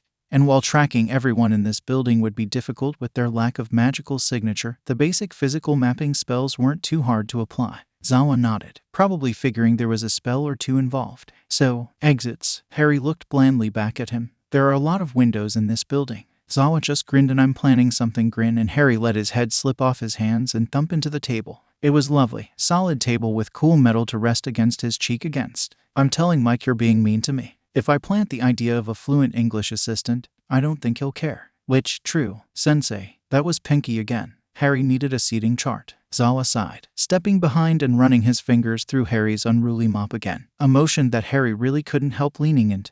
This is my cousin, Potter Harry, from England. He was a fully licensed pro hero over there until a case went bad. He tugged on Harry's hair, through no fault of his own. Hugh terrifying glare at class. You will not be questioning him on this. Hugh rapid, if sulky, nodding. He's got a provisional license here, like yours, though he'll be going on more active patrols with me and only auditing the occasional class to make sure he's caught up on Japanese regulations. He looked at the wiggling class and then at the clock. You have 1 minute to ask your questions. There was a lot of noise before Aizawa finally pointed to a round brunette in the back. How long is he staying, Aizawa-sensei? Aizawa let his full grin break and Harry watched the entire class, even Explodo Boy, shiver. Forever. England wasn't taking care of him, so they're not getting him back. The hum of the lights were the only thing audible until Purple Boy copied Harry and dropped his head onto the desk. Kidnapping is bad, sensei. That's not really how that works. Arazu sounded uncertain, like previously she'd been sure, but now really wasn't. It's not, Green Bean asked, and had the entire class turned to stare at him. The boy went bright red and ducked back to his desk. Of course it's not. Harry just waited till Green Bean looked back up and winked. I mean, I'm okay with it, and Aizawa already got Erie and the Queen to agree, so. Harry shrugged, leaning back until his head hit Aizawa's chest. Oh, look, Aizawa interjected before anyone actually transitioned from wide eyes and mutters about the Queen to actual question. Time to go. Wouldn't want to be late for Cementos. They left, because they were well trained, but there were many backwards looks. Aizawa dropped himself to sit on the edge of his desk and face Harry. You know the Queen thing was Nezu, right? Harry tapped his fingers on the metal before looking up at Aizawa with his carefully innocent expression. Well, yeah, but this was more fun. Plus, now they're even more wary and in awe of you. Aizawa paused for a moment to study Harry's expression before handing him a jelly pouch with a grin. We should go to the staff room next. Absolutely. Harry levered himself up only to turn around when he got to the door. Wait, he pointed to the sleeping bag. That's a thing, right? Yes, like in the staff room, too. Yes. Aizawa was looking at him like Harry was an idiot. Harry walked over to the bag and took out his holly wand. He picked the bag off the floor after a few quick waves and muttered spells. Aizawa accepted the bag slowly, but his eyes widened the moment he felt the much softer material. Harry nodded. It should also automatically adjust to the perfect temperature. Before Aizawa could respond, Harry cast a duplicator and color changer before putting away his wand. Arms now full of a fluffy red and gold sleeping bag, Harry was ready. Aizawa looked at the sleeping bag he was still petting softly, then at the one that was literally spilling out of Harry's smaller arms. You're my favorite. Has Ashi's been replaced? Cool. Will he be in the staff room so I can tell him? He'd better be. Harry considered pulling up a chair as he watched the teenagers of Class 3A mill about on the ground of Gym Theta. He had to admit, the facilities at UA were amazing. Harry would always love Hogwarts and her halls. But there was an entire mini-city in this gym, and that deserved at least a little awe. He was learning a lot watching the mini-heroes, both from the glass where he could see the square acting as their start line and from the monitors that showed all different parts of the city. It was a rather simple exercise of capture the flag, where the main complication was the distribution of students. Sometimes the teams were even, sometimes one was significantly outnumbered, sometimes there were 2 teams, sometimes there were 5, sometimes they started at the same time, sometimes one team had a 5-minute lead. All Might had just called a 10-minute break for rehydration, and Aizawa was muttering to himself about reaction times from where he was writing notes beside Harry with help from various monitors. The electric door swooshed open and Harry heard oddly delicate yet heavy footsteps approach. Catching the reflection of the former number 1 hero in the glass, Harry decided to wait for Aizawa's reaction. Aizawa, there are a few adjustments I want to make to the next lineups. I thought I'd check in and see if you had anything to change as well. Aizawa held out a hand and All Might plopped a sheaf of paper in them, content to let the underground hero page through. Harry could feel the very tall man's stare, but it was more curious than anything else. The man had been in the staff room earlier, so had gotten Aizawa's spiel about Harry being an English underground hero in need of relocation, as well as a dose of the Black Cousins dozing on a flustered Hisashi. While Harry could turn and talk to the man, he felt that watching Bird Boy have an animated conversation with the Green Bean was far more interesting. Harry imagined the conversation had something to do with Green Bean's previous strategy of breaking office lights to give Bird Boy's quirk more room to maneuver in the last round. Though there was no sound, so Harry couldn't be sure. Better, I'd also switch Ashido up. She'd been with her friends in every round so far. Ah, thank you, Aizawa. Do you have any insights, Harry? Harry had made it very clear in the staff room that he preferred his first name. Being called by his last name felt too much like school, and he did not need the feeling of Snape's ghost breathing down his neck. I've always found the different approaches to heroics in other countries rather enlightening. Harry half turned from the glass. Your protege is good. Harry was not expecting the blush and the flustered hands of the former number 1, nor the sudden appearance of blood. He didn't quite step forward in alarm, but did appreciate Zawa's resigned expression as he handed over a clean handkerchief. Young Midoriya has come quite far. The pride in Yaga's voice was very evident, if Zawa's rolling eyes were to be taken as evidence. Midoriya, is that the Green Bean's name? At the strange look Harry received, he hunched up his shoulders. What? You still haven't given me a class list or anything. You've given each of my students some ridiculous nickname, haven't you? Pretty much, Aizawa, Harry chirped, before pausing to tap one finger on his chin. Well, not Ada and Yaoyorozu. They introduced themselves. And Explodo Boy did call Green Bean Deku, but I wasn't sure if that was a name or not. If you didn't know who young Midoriya was, then how did you know he was my protege? So they were just ignoring the coughing blood then?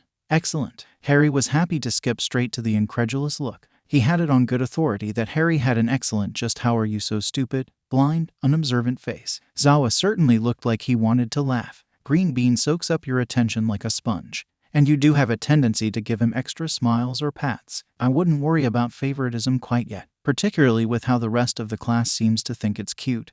But the behavior is there. Why? Is it supposed to be a secret or something? Harry had to wait out Zawa's muttered told you so and some more flustered waving, thankfully without the blood, before getting an answer. No, not exactly. There was trouble with an old villain of mine and his successor a while back. It's definitely out there that I'm mentoring this batch of UA students and perhaps young Midoriya in particular, but it hasn't been officially publicized. Harry hummed, looking between the gaunt cheeks of All Might and Aizawa glaring a hole in the man's skull. Okay, I would like it known that I'm both smart enough to know that's not the full story, but also experienced enough to know that I don't need to know, and have hardly reached learn where all the bones are buried levels of trust. Instead of getting miffed at being called out, like Harry had been halfway expecting, All Might just smiled. Thank you, young Harry. I need to return to the students now, but I was hoping for the chance to say that I'm sorry you found yourself needing to leave your country. If you're ever missing your home language and don't mind an American accent, I'd be happy to have a conversation at any point. Harry blinked and the man was gone. Aizawa let Harry turn back to the window and stare at the students as they started another round. Though not before All Might had give Midoriya one quick head pat. 10 minutes into the round, Aizawa called Harry over. We can use the lineups if you want to learn some names. Harry didn't respond, too busy staring at whirling colors through glass as lightning sparked from Midoriya's quirk. Harry, Aizawa didn't touch him this time, but Harry could feel the man's presence radiating warmth all down Harry's side as he was joined at the window. All Might, is he a good man? Yes, Aizawa spoke slowly. A bit of a fool, but I believe he's good. The greater good type. Aizawa crossed his arms, mirroring Harry, but looked up to the ceiling for a moment. I suppose. Can't say I've ever thought of it that way. Harry's stomach dropped like he'd taken another dose of that language potion quite without his say-so. It took a moment of getting lost in the memory of blue eyes and being called my boy and not being able to breathe under expectations and sorrow and apologies before Harry registered Aizawa wasn't done. Certainly tries to save the greatest number of people possible. If was a little less greater good, he might even take care of himself. What? Aizawa looked at Harry from the corner of dark eyes, hair almost completely blocking his gaze. That's why Midoriya is the guy's protege. The blood he was coughing up is from seriously damaged organs. All Might literally used his quirk until his body couldn't take it anymore. I appreciate their no person left behind mentality well enough, but both of them need to work on self-sacrificial tendencies. Harry's shoulders relaxed just a bit. It was enough that Aizawa caught on, however, since the man slung an arm around Harry's shoulder and brought the teen tightly into his side. Harry stayed still for all of a moment before melting into the contact.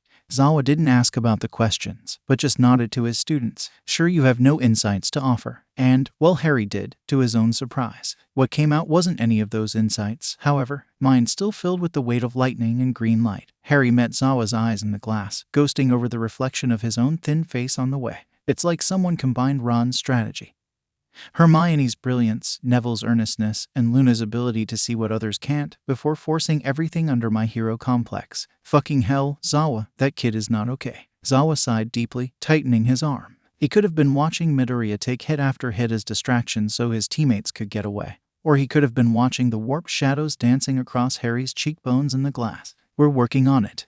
Harry sat in the back of Aizawa's class and knit. He'd spent a lot of time in a tent learning that you can only be sacred, panicked, and desperate for so long, particularly when you were flying by the seat of your pants plan-wise and have trouble sleeping. As in, you didn't want to sleep because nightmares and possession were both possibilities. So Harry had picked up some hobbies that didn't require potentially trackable magic, and had gotten really good at sewing, wreath-making, astronomy, theoretical warding, and knitting. He actually found knitting to be relaxing, particularly now that he could use magic. Mrs. Weasley had given him a few spells, but really, his magic just kinda went about helping.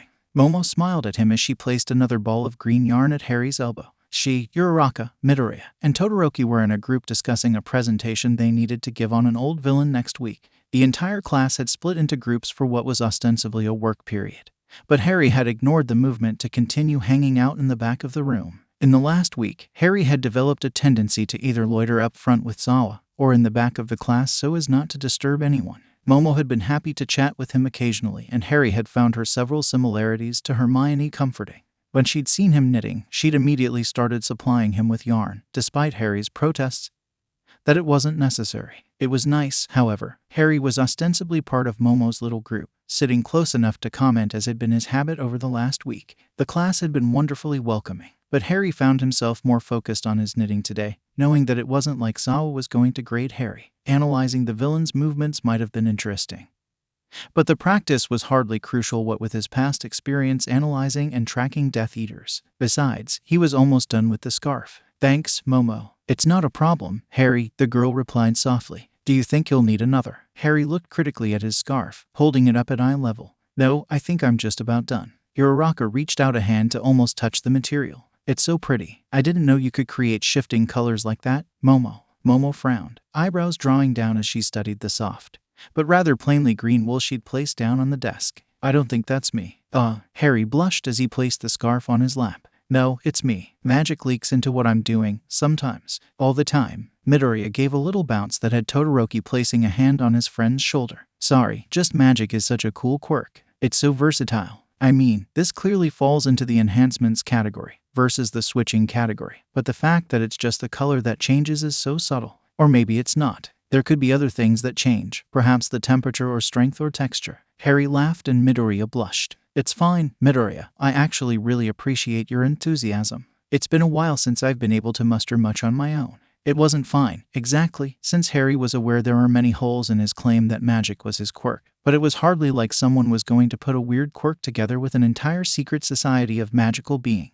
Besides, Harry and Midoriya had discussed Harry's quirk in detail a couple of days ago, and the talk had actually been very useful in figuring out how to frame things. Harry had decided to split what he could do into two main categories, enhancing existing properties and switching properties completely. Harry figured this probably covered the basics of most charms and transfigurations, which were his main repertoire of attack and defensive spells, so he was good to go. Hopefully. Uraraka was nodding. I think Deku has a point. The gloves you made me are super warm, yet I never overheat in them. Todoroki blinked. He made you gloves. Yup. Uraraka beamed and reached into her back to pull out a pair of pink and black gloves. Midoriya chucked. You've been busy. Erie already showed me her scarf. She loves the little unicorns on it.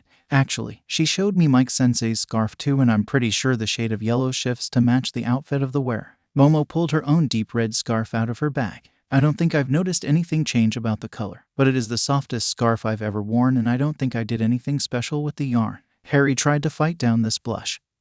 He hadn't quite realized how much knitting he'd done in the past week, even with magic to help him. So who's the one for? Uraraka tapped the almost finished scarf with a grin. Harry frowned again, considering.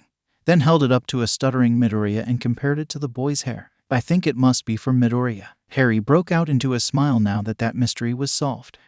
Well, I wasn't planning to knit today, so didn't bring anything, but then got a little antsy, not nervous, so just kinda started. I wasn't really paying attention. You don't mind, do you? No, not at all. I just wouldn't want you to go out of your way. Harry stared at Midoriya for a moment, before nodding. Definitely for you. You don't seem like the type to expect to receive much for your own. Midoriya blinked before squaring his shoulders. Then thank you. He bulldozed over Harry's attempt to brush away the comment. Because you don't seem like the type who receives much thanks for your work. Right, well, fair enough, Harry replied, before frantically reaching for a distraction. Todoroki, the boy started. Do you want gloves or a scarf? I get something. The boy blinked slowly as Uraraka giggled. Of course, Momo gets a scarf because she offered me yarn, while Uraraka gets gloves because she was coming to school with chapped hands and being cold sucks. Harry didn't notice that he rubbed his own hands together at this, burying them under piles of yarn, but the heroes in training all caught the motion. Midoriya gets a scarf because he needs nice things. The boy squawked even as Momo pat his shoulder in agreement. And you and Sato get something because you're part of the back row group that's been super nice to the strange kid lurking behind you in lessons. Harry stopped, head turning to Sato and his group up near the front of the class, remembering that it had been Sato's orange hat that Harry had been working on this morning. He'd forgotten it at the breakfast table when he'd gotten distracted by Erie, who'd needed help getting the nose on her unicorn drawing just right, which obviously required a magical model.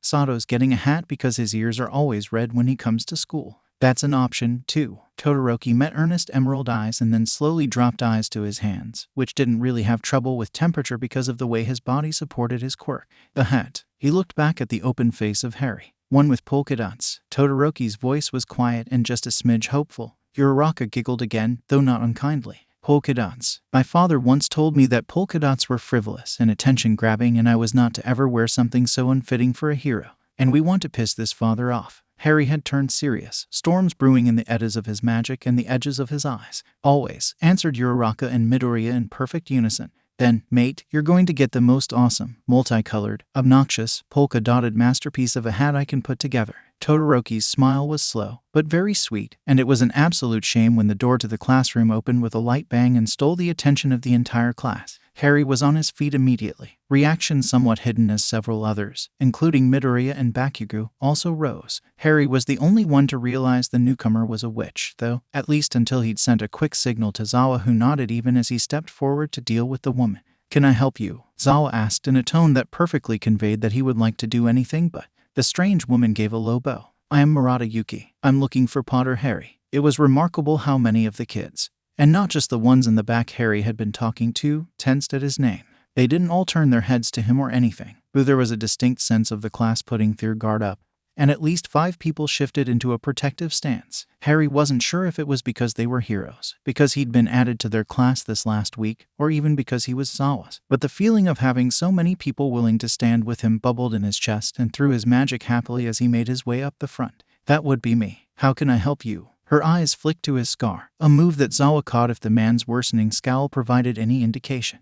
I'm here to escort Hero Potter to the government building to discuss some of his past work and its current applications to Japan. Harry blinked, one arm absently out to stop Shouta from lunging at the woman. Murata had neatly avoided specifying which government building or even which government, but Harry only really had one past work to his name, and that was Dark Lord vanquishing with a side of Dark Lord follower elimination. He didn't particularly want to do that again. Besides, Japan's last Dark Lord was several decades ago and hadn't gotten nearly the headway that Voldemort managed. In fact, Japan had gotten some kind of commendation for their quick smackdown of said Dark Lord. Harry had checked. He sighed, but figured it was better to have more information than less. It was always useful to know what you were saying no to doing. And he had actually agreed to some teaching or work for the Japanese Ministry of Magic in order to get citizenship so quickly. All right, I mean, not even 2 weeks after my arrival seems a little tacky. But if you really need a baby hero to come tell you how to do your jobs that badly, Murata ignored his taunt, placidly stating, "I believe you are understating your capabilities." Harry hummed, picking up his bag from behind Zawa's desk and letting the Yarnell and half-completed project wind itself neatly and tuck into the bag.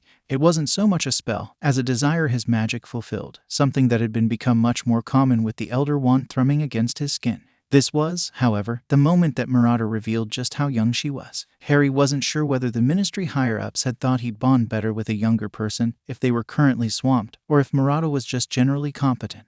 Currently, however, she gasped, "That's not how your quirk works." Harry and Zawa gave her matching raised eyebrows that conveyed exactly what they thought of her almost slipping and using the word magic in front of a class of teenagers. Teenagers that were being actively trained to be observant. Fortunately for her, maybe, said teenagers were too busy being offended to catch the almost slip.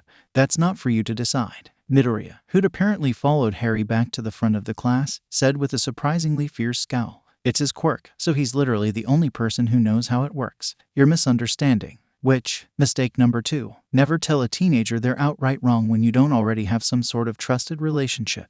Hell, it was just bad professionalism in general. Harry could think of 5 other, better ways of continuing this conversation, and he didn't even actually want the conversation to continue. Hero Potter's quirk is similar to my own. They're both part of a specific quirk grouping that manifests with significant similarities to the parents. As such, training is generally more standardized and limits more known. It was an interesting explanation, claiming the magic was a set of quirks that passed down with little deviation through family lines. Harry could see how it would work, particularly with a little bit of confundus here and there, even if Murata was explaining it poorly. "And our quirks don't work like that." Murata sounded very sure of herself. Harry crossed his arms. "Well, you had a proper education, haven't you?" "Pardon me." Murata tugged on her jacket slightly. "A proper education," Harry enunciated slowly. "You know, that standardized training you were talking about. Training that didn't involve a megalomaniac chasing you through school. It's not like a megalomaniac really cares much for test scores and study time." "I was busy, thanks." Murata opened her mouth, but Midoriya beat her to it.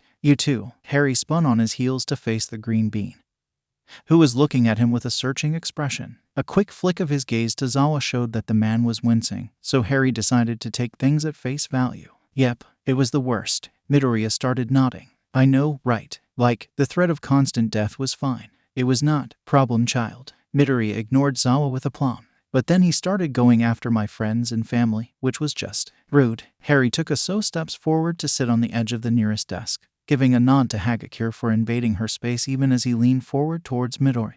"It's so rude." Midoriya actually threw up his hands. "Yes, I get that villains have to be all nefarious and troublesome, but really, it's just incompetent to cause chaos because you can't successfully target one person." "Oh, I agree completely. Like, how can everyone be so scared of this person, group, entity that can't even string together a proper attack?" Harry winced, reconsidering. "At least at first. I mean, there was improvement, which sucked majorly, but still, unintended consequences for all involved. So many. We had to move on to school grounds to keep us safe." Which completely ignored the fact that the first attack was on school grounds. But no one ever talked about that. Izuku tilted his head and stared over Harry's shoulder in the direction of the dorms. "Mate, they only attacked your school once. I swear, every year except for one the megalomaniac himself or his merry band of minions broke into my school. 2 separate years they were there the entire time, just in disguise." Midoriya nodded, running a hand through his hair. "I get that. One of our megalomaniac's proteges had a shapeshifting quirk. She could literally be anyone she wanted if she had some of their blood." Rough. Harry crossed his arms and looked in green eyes much darker than his own. "And I bet everyone tried to tell you that everything was fine." Midoriya stuck his hands in his pockets. "Fine and under control. Like, thanks, but that doesn't really stop the nightmares." "Oh, don't get me started on the nightmares. There was some literal mindfuckery going on there. But even if there wasn't, you still need to be awake enough for classes." "Wow, Potter, you look like shit. Here's 4 hours of homework to make extra sure you don't sleep." "Right. And you can't do badly on the assignments because you have a bright future if you work hard enough." "I get that, I do. And disappointing people I care about is literally the last thing I want to do, but I'm trying to stay alive. I'm working very hard at that already." Harry played with the sleeve covering Umbridge's words. "Yeah, because throughout it all you've always been positive you'd get to that bright future." Harry sighed. "And all your worry is redundant because everything's fine and handled and not your problem." Midoriya snorted. "Even though it literally is." Harry smirked back. "And asking if they want the evidence to the contrary alphabetically or chronologically is apparently rude. Ruder than the people trying to kill you and your friends, certainly." They shared a look accented by bitter smiles, a look of appreciation for said friends mixed in with slight frustration born of the fact that said friends didn't quite get it, couldn't, which was both wonderful and irksome at the same damn time. Harry lowered his hands, absently realizing he'd been gesturing as he spoke, and took in the dead silent class full of Midoriya's friends and Harry's Zawa, who looked sad, like he couldn't figure out which boy to wrap in his sleeping bag and tuck into the corner of the classroom while he went to murder their problems. The slight red in Midoriya's cheeks and the barely visible shifting from foot to foot indicated the green bean had clocked the audience, too. They'd have to finish this conversation later. Harry flicked his eyes to Zawa and back before tilting his head slightly, grateful when he saw Midoriya narrow his eyes and give the slightest nod. Protecting loved ones always came first, even when that protection was from their own anger and frustration. At least you have Zawa, Harry sighed dramatically. I suppose. Midoriya accepted the pass as he stared thoughtfully at the ceiling, pausing just long enough for their beginning attempt to redirect the class atmosphere to have the most impact. Harry was impressed. Aizawa-sensei is pretty good, and the megalomaniac has appeared somewhere he shouldn't be and everyone's panicking situations. He spends a lot of non-panicking time a sleeping bag, though. Harry physically waved the comment away. Pish, that's just modeling good sleeping habits, which we've already admitted are difficult. True. A smile tugged on Midoriya's lips as he leaned forward, eyes darting to either side as his classmates caught the motion. He even let me use the sleeping bag once. There were several actual gasps and Harry had to bite down a laugh. That was apparently well played. He'd have to up the ante. And he teaches you useful things. Useful. Tactics and observation and laws. So useful. How? Tell me how. Is Midoriya? Harry stalked back the 3 steps to Zawa's desk, ignoring the gaping Murata to brush against Zawa's hip and steal his empty mug. How is turning dishware into small mammals supposed to be useful? Harry tapped into the magic of the Elder Wand, feeling absurdly gleeful to use one of the most powerful weapons his people had ever created for such a small spell, simply to make a class full of students feel better. With a flair he'd learned from Fred and George, Harry spun the mug in his hands and ended with a tan hamster. Midoriya gasped, but took the hamster without hesitation, happily showing the small animal to Kuta, who'd crept up behind him the moment the rodent had appeared. Harry grinned and rested one hand on his hip. Tell me how that has ever saved a life. And I learned that trick from one of my only competent teachers. Murata shuffled forward, which was another mistake because it drew attention to her again, and followed it up with, your quirk doesn't work like that. Harry stared flatly, smile tucked back and away. I'm not the first of our people to not need a support item focus. Translation: wandless magic was a thing, an uncommon thing, sure, in terms of traditional modern magic, but not unheard of in their society. The Japanese history of spiritual magic was also largely wandless, even if not heavily connected to English-style transfigurations. Really, Murata needed to calm down. Zawa clearly thought so too, since he actually extended an olive branch in order to redirect his still agitated students and stop them asking questions from this strange woman who'd entered their territory and kept insulting their new friend who literally made cute animals appear out of nothing. Pity the olive branch was coated in anger and pettiness. I'd like to go back to where you're taking my underage cousin. The class broke out in murmurs while Murata frowned. Underage. 17 is still underage. Yes. Zawa narrowed his eyes. Black hair started to shift in a non-existent wind. Holy shit, dude. You're 17. Harry grinned back at Kaminari. Yep. Dude, that's basically our age. Midoriya leaned backwards around Kuta, who was cuddling the new hamster with something like awe on his face. How old did you think he was, exactly? Asui was the one who answered, one hand supporting her face as she leaned forward on her desk. It was hard to guess, Kiro. The height says younger, but the eyes say older. Harry shrugged. Fair enough. Our records indicate that Hero Potter has been emancipated since age 14. Hitting the palm of his hand with a closed fist, Harry made a noise. The death tournament. Yeah, that makes sense. The death tournament. Zawa managed to speak with a truly remarkable lack of inflection. Yes, that. Harry made a conscious decision not to duck behind Midoriya, and received a pat on the back from the boy for Harry's bravery. The rest of the class visibly straightened up at the frozen shadows in Aizawa's tone. It wasn't so much a death tournament as a school contest that everyone knew could, potentially end in death. The one that someone illegally entered you into? A red-eyed Aizawa asked. See, you do remember that part of Hermione's vendetta. I knew it had come up at some point. They stared at each other, Harry wide-eyed, Aizawa narrow-eyed, before Harry flinched first. Right, nice talking with everyone. Todoroki, I'll get right on that hat. Expect it to be spectacular. Midoriya, we definitely have more to talk about, but nice sharing trauma with you. Let's do it without an audience next time. Kuta, the hamster had probably about 2 to 5 hours before it turns back into a mug. I'm not exactly sure how much power I put into it. Harry Harry scooped his bag up from the floor and didn't run to the, once again, gaping witch. Got to go. Zawa. Places to be and mysterious, potentially shady government officials to collude with, you know how it is. I'll meet you for patrol at the arranged spot, promise. He'd made it to Murata, judged the likelihood of being able to hustle her out of the door and away from Zawa's reach to be small and growing smaller as the man reached for his capture weapon and latched onto the witch's wrist instead. Sometimes, you just had to be rude. Harry threw out a quick, love you, Zawa, bye, before apparating away. Half a city away, Murata and Harry appeared with a pop, several people outright staring at the two kneeling figures. Murata groaned but got to her feet first, staring around in shock once she realized that they were actually in the Japanese ministry. Their awards. How? Harry didn't answer. Hero Potter. The woman reached out a hand but Harry looked up before she actually made contact. His face ashen white. I just told Zawa I loved him. Holy shit, I don't think I was lying. He flopped backwards to lie on the floor, the cool wood wonderfully firm and stable. Please tell me that whatever favor you need from me is ridiculously dangerous and likely to get me killed before 8 o'clock tonight. Shouta sipped at his coffee. He sipped at his coffee and stared at his cousin. The concern that had been weaving itself through Shouta's veins began to loosen as Harry shifted in front of the bench that Shouta had been sitting on for an hour. Shouta had entertained the thought, and perhaps several related thoughts, that Harry would be late to their first patrol together. Whatever the Japanese Ministry of Magic wanted with the boy could easily, and perhaps logically, detain him, even with Harry's clear lack of interest. Possibly because of Harry's clear lack of interest. And then there was the embarrassment factor. Shouta had seen Harry's eyes widen in the split second before he'd reached Murata and apparated away. There was no way the kid had meant to say that he loved Shouta, though Shouta also suspected it wasn't a simple slip of the tongue that Harry could take back. Thankfully, the whole class had been in an uproar about the teleporting thing, and even more thankfully, the problem child had dominated said uproar by rambling about switching properties of matter and advanced quirk applications.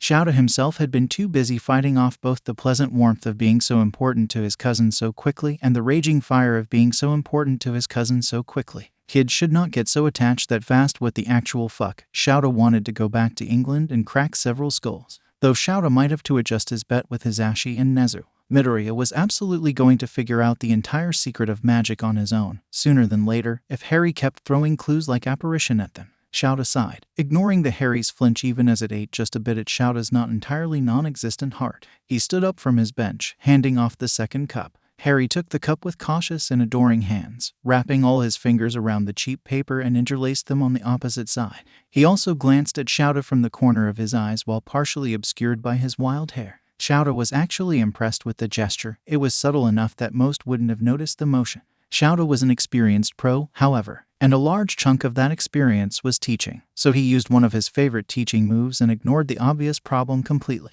You're all kitted up? Shouta asked. Harry blinked, fingers flexing around his cup. Yeah, these are dragon hide battle robes, gifted from Ron's brother the Christmas before everything went to shit. He pulled in some big favors at the Dragon Reserve where he works to get enough of the discarded skin to pull off 3 sets. But it definitely saved our asses more than once. Without bothering to hide his appraisal, Shouta took another look at the battle robes. They were flow-y, but not excessively so, and Shouta had no doubt that Harry could move well in them. They were also clearly wizarding only for those who already knew what wizarding might mean, which Shouta supposed was important for the deal they'd stuck with the Japanese ministry. The shades of black and brown were also quite appropriate for the seedier part of the city they'd be patrolling. Underground heroes didn't tend to wear flashy colors, and while Shouta had been pretty sure his cousin wouldn't try something like that, Shouta had also completely forgotten to have that conversation with the kid. Harry's mouth quirked up. Hisashi approved them last night. Shouta ruthlessly stomped down the pleased hum that the thought of his husband and cousin getting along almost brought out, since that was hardly appropriate for a work night.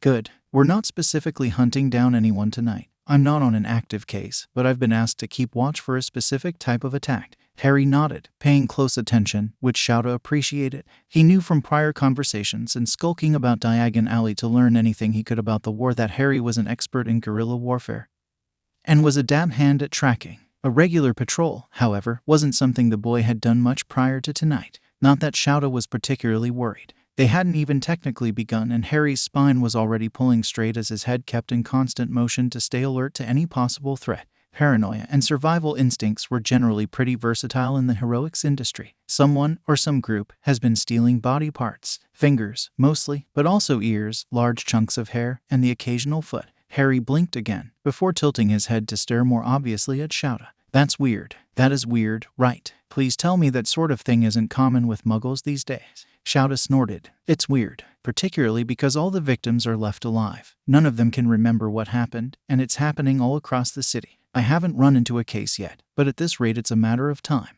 Right, I'll watch out for a body thief. They're not taking organs? Harry asked. Aizawa shook his head, long hair falling into his face slightly. No, nothing of any apparent monetary value. Huh, well, I'm glad it's not just the wizards that get the weird ones. Shouta considered taking the low-hanging fruit. Such an easy transition into what the ministry wanted probably wouldn't just appear again.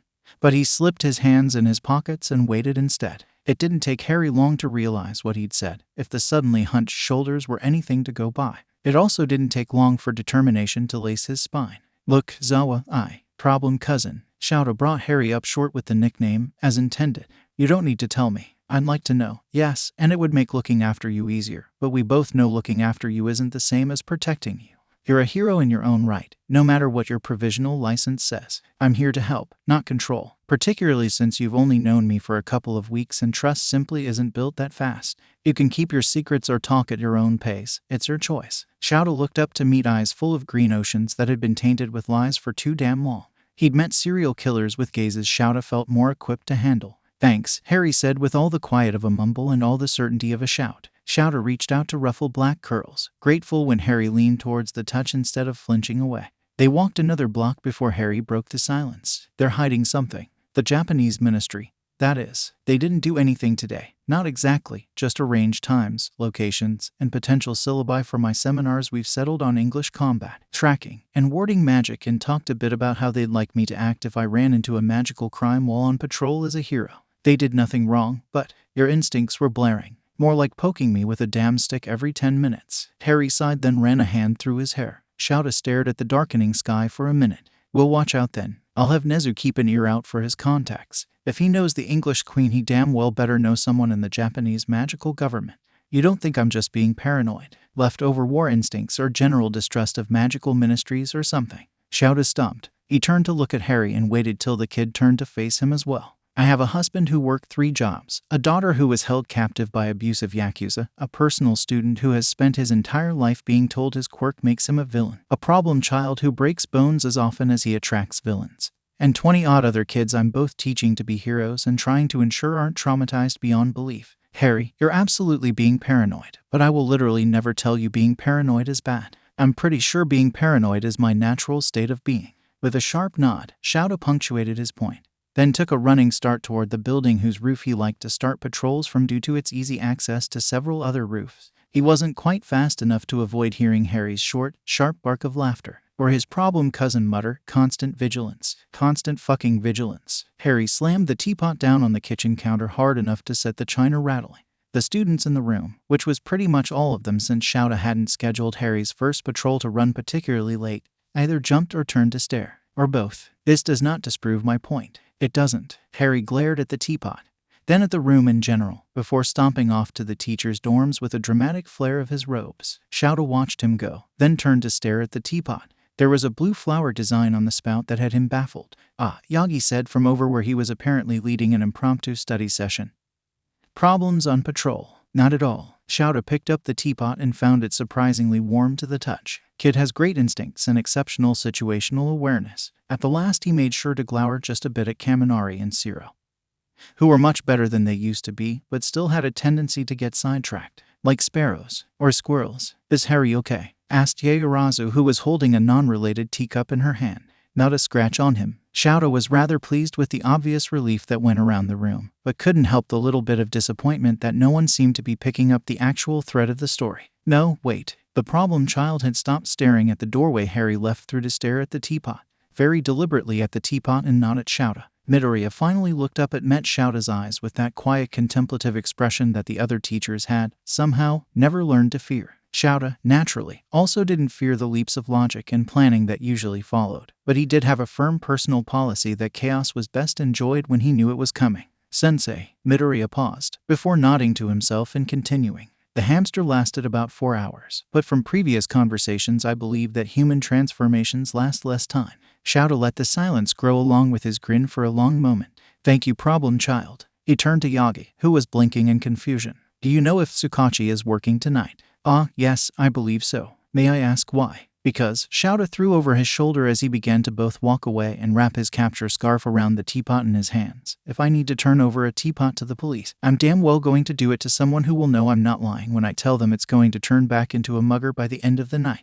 Izuku closed Erie's door with a smile, letting one palm press flat against the wood. The little girl had badly wanted a story tonight, and Aizawa-sensei had long given Izuku permission to enter his and Mike-sensei's apartment in the teacher's dorm. Apparently, Izuku's magical bedtime superpowers were useful enough to net him blanket approval. He usually read to Erie before bed 2 to 3 times a week, but tonight had been just a little different than usual. Erie had been so talkative that they'd only made it through a single book, particularly when she was too busy explaining how her new cousin made the pictures in the book come to life.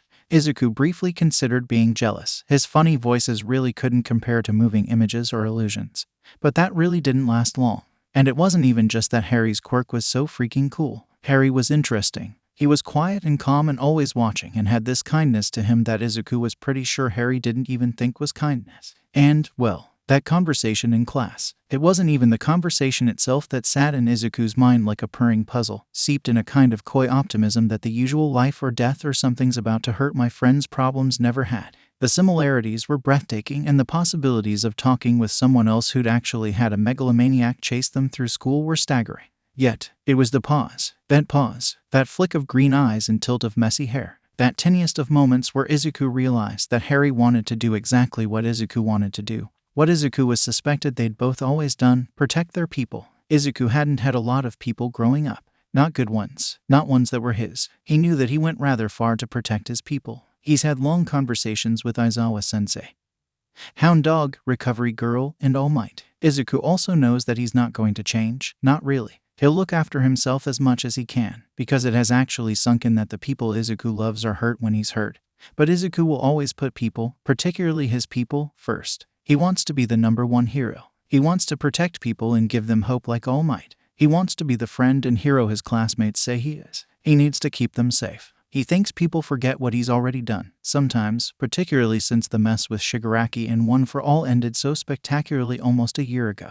A year of regular incidents and standard villains had seemed like outright peace, for all the country still bore physical scars, and the commission was frantically working on reform. It wasn't like his smiles and bounce and desire to learn and know and help were fake. It was just that they had deep roots. Izuku was quirkless, no matter that he now has several quirks. His happiness was so bright because it was so different from what he'd come to expect. Izuku would break bones, if that's what it took. He'd plot and plan, hide and skulk, manipulate and hack, even if no one had quite figured out his particular proficiency with those skills. He'd just do it all with a smile so people wouldn't worry. Izuku thought Harry might get that. The others didn't. They forgot, which was fine, which was useful, which Izuku preferred.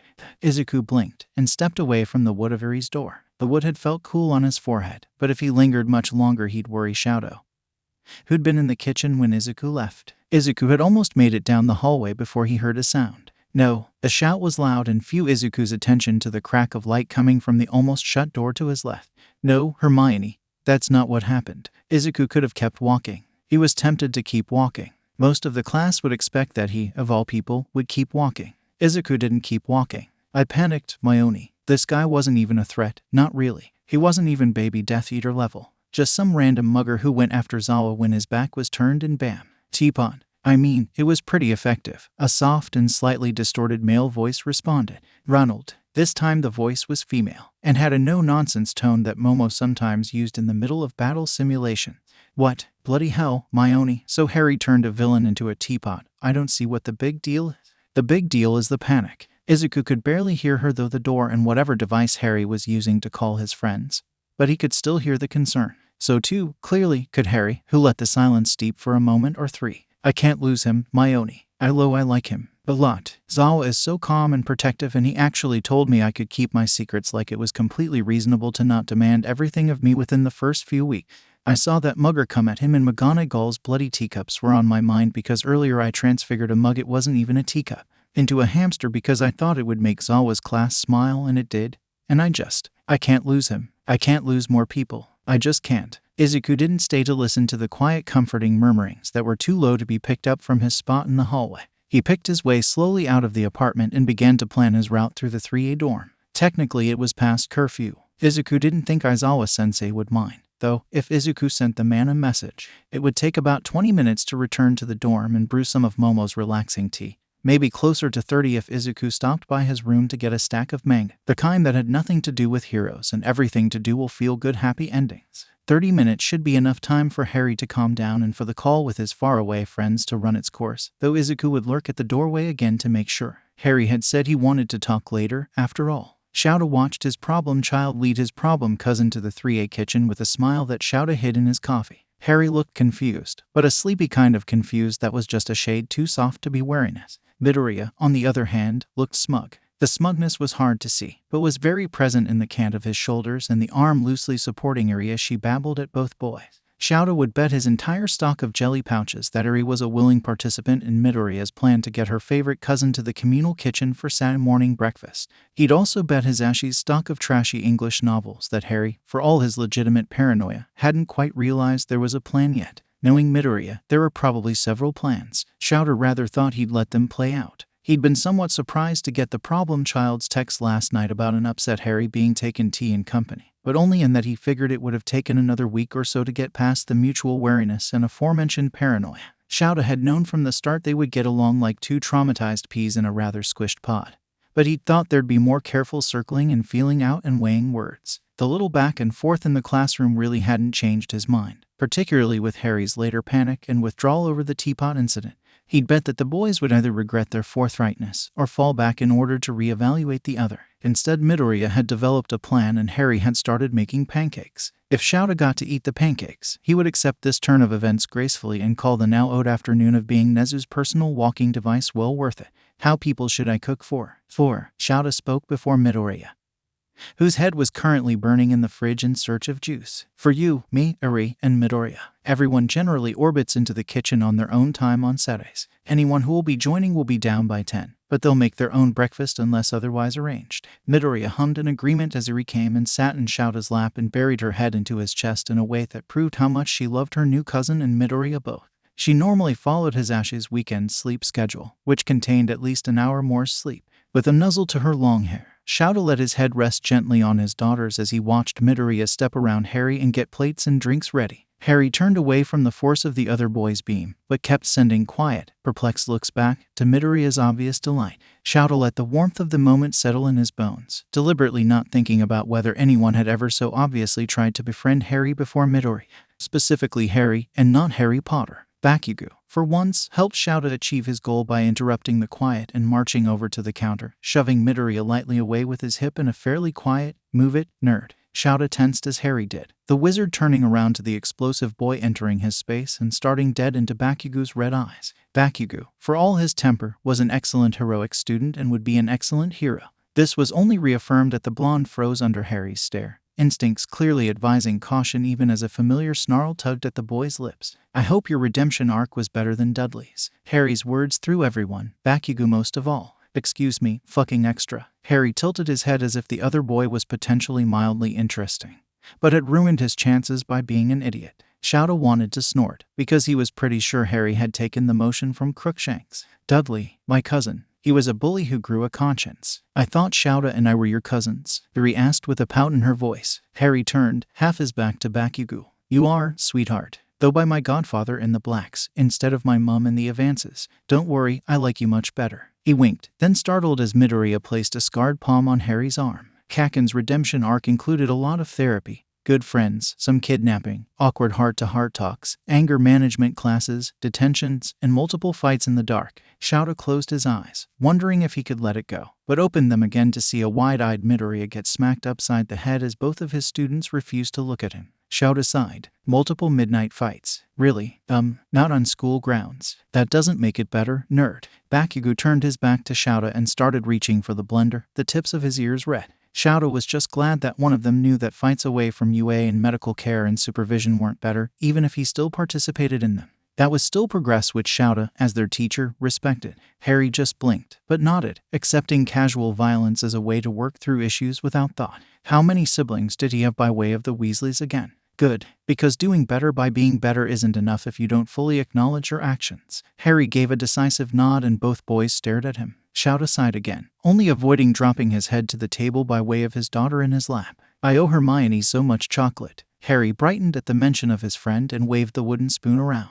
She's the best. He then tapped the end of the spoon against his chin. And you're right, she's probably about 40% of my mental health and 60% of my sense of caution. Shouta was very aware. He was also aware that Harry probably didn't want to go into that conversation at all, particularly with a keen-eyed Midoriya writing mental notes and a wary-eyed Bakugo making defense plans. She also has a great cat. Harry giggled, then looked surprised at the sound, which just made Erie giggle loud enough to change Harry's shock into fond sappiness. He pointed the spoon at Shouta. You can't just like my friend because she has a great cat. Midoriya and Erie chimed at the same time. Yes, he can. With a scowl, Shouta crossed his arms, now free since Erie had decided to scamper to her partner in crime and looked quite pleased sitting on Midoriya's back with her arms flung over his shoulders. Of course not. I also like Hermione because she's vicious. Bakugo interrupted Harry's response of glittering eyes and sharp teeth by making a shocked sound after tasting some of the batter that had been flying off Harry's spoon. The explosion boy quickly scoffed and turned away,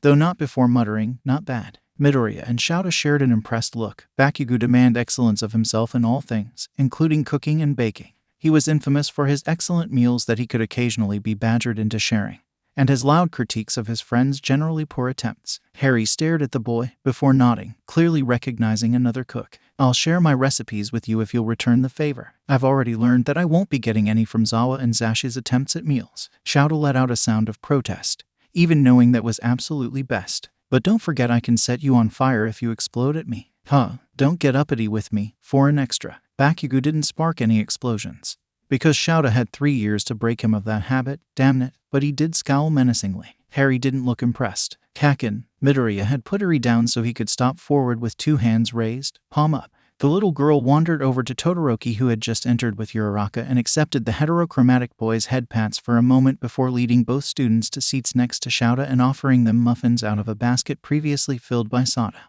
They took their seats, knowing better than to try and use the kitchen when Midoriya and Bakugo were scuffling. Good morning, sensei. Uraraka chirped. Todoroki nodded towards where Bakugo was now threatening Midoriya with a teaspoon. A normal sere. It will be good once I get my pancakes. Problem cousin. There will be no fire. Pancakes, please. Harry looked to Shouta from where he was watching the 2 childhood friends bicker, clearly evaluating the relationship and determining that he didn't need to step in, which Shouta knew the kid had been prepared to do. He was glad that Harry could recognize the playful edge to the 2 boys' interactions and fights now mostly contained. I could turn his hair green. Shouta closed his eyes again, but could still hear Bakugo's angry exclamation and Midoriya's delighted, really? You could set my father on fire. Todoroki continued to sip his tea as if he hadn't said anything. That wouldn't really do anything, though. Your dad controls fire. Uraraka, bless her heart, sounded disappointed. Fiend fire would probably work. Harry didn't even say it contemplatively. And yes, it probably would. Shouta reached for his neglected coffee and sipped it, letting the bitter flavor work its way into his bones. It wasn't hard to keep his face impassive, but it did get her harder as 4 faces of varying degrees of incredulousness and caution turned to him, waiting for a reprimand that never came.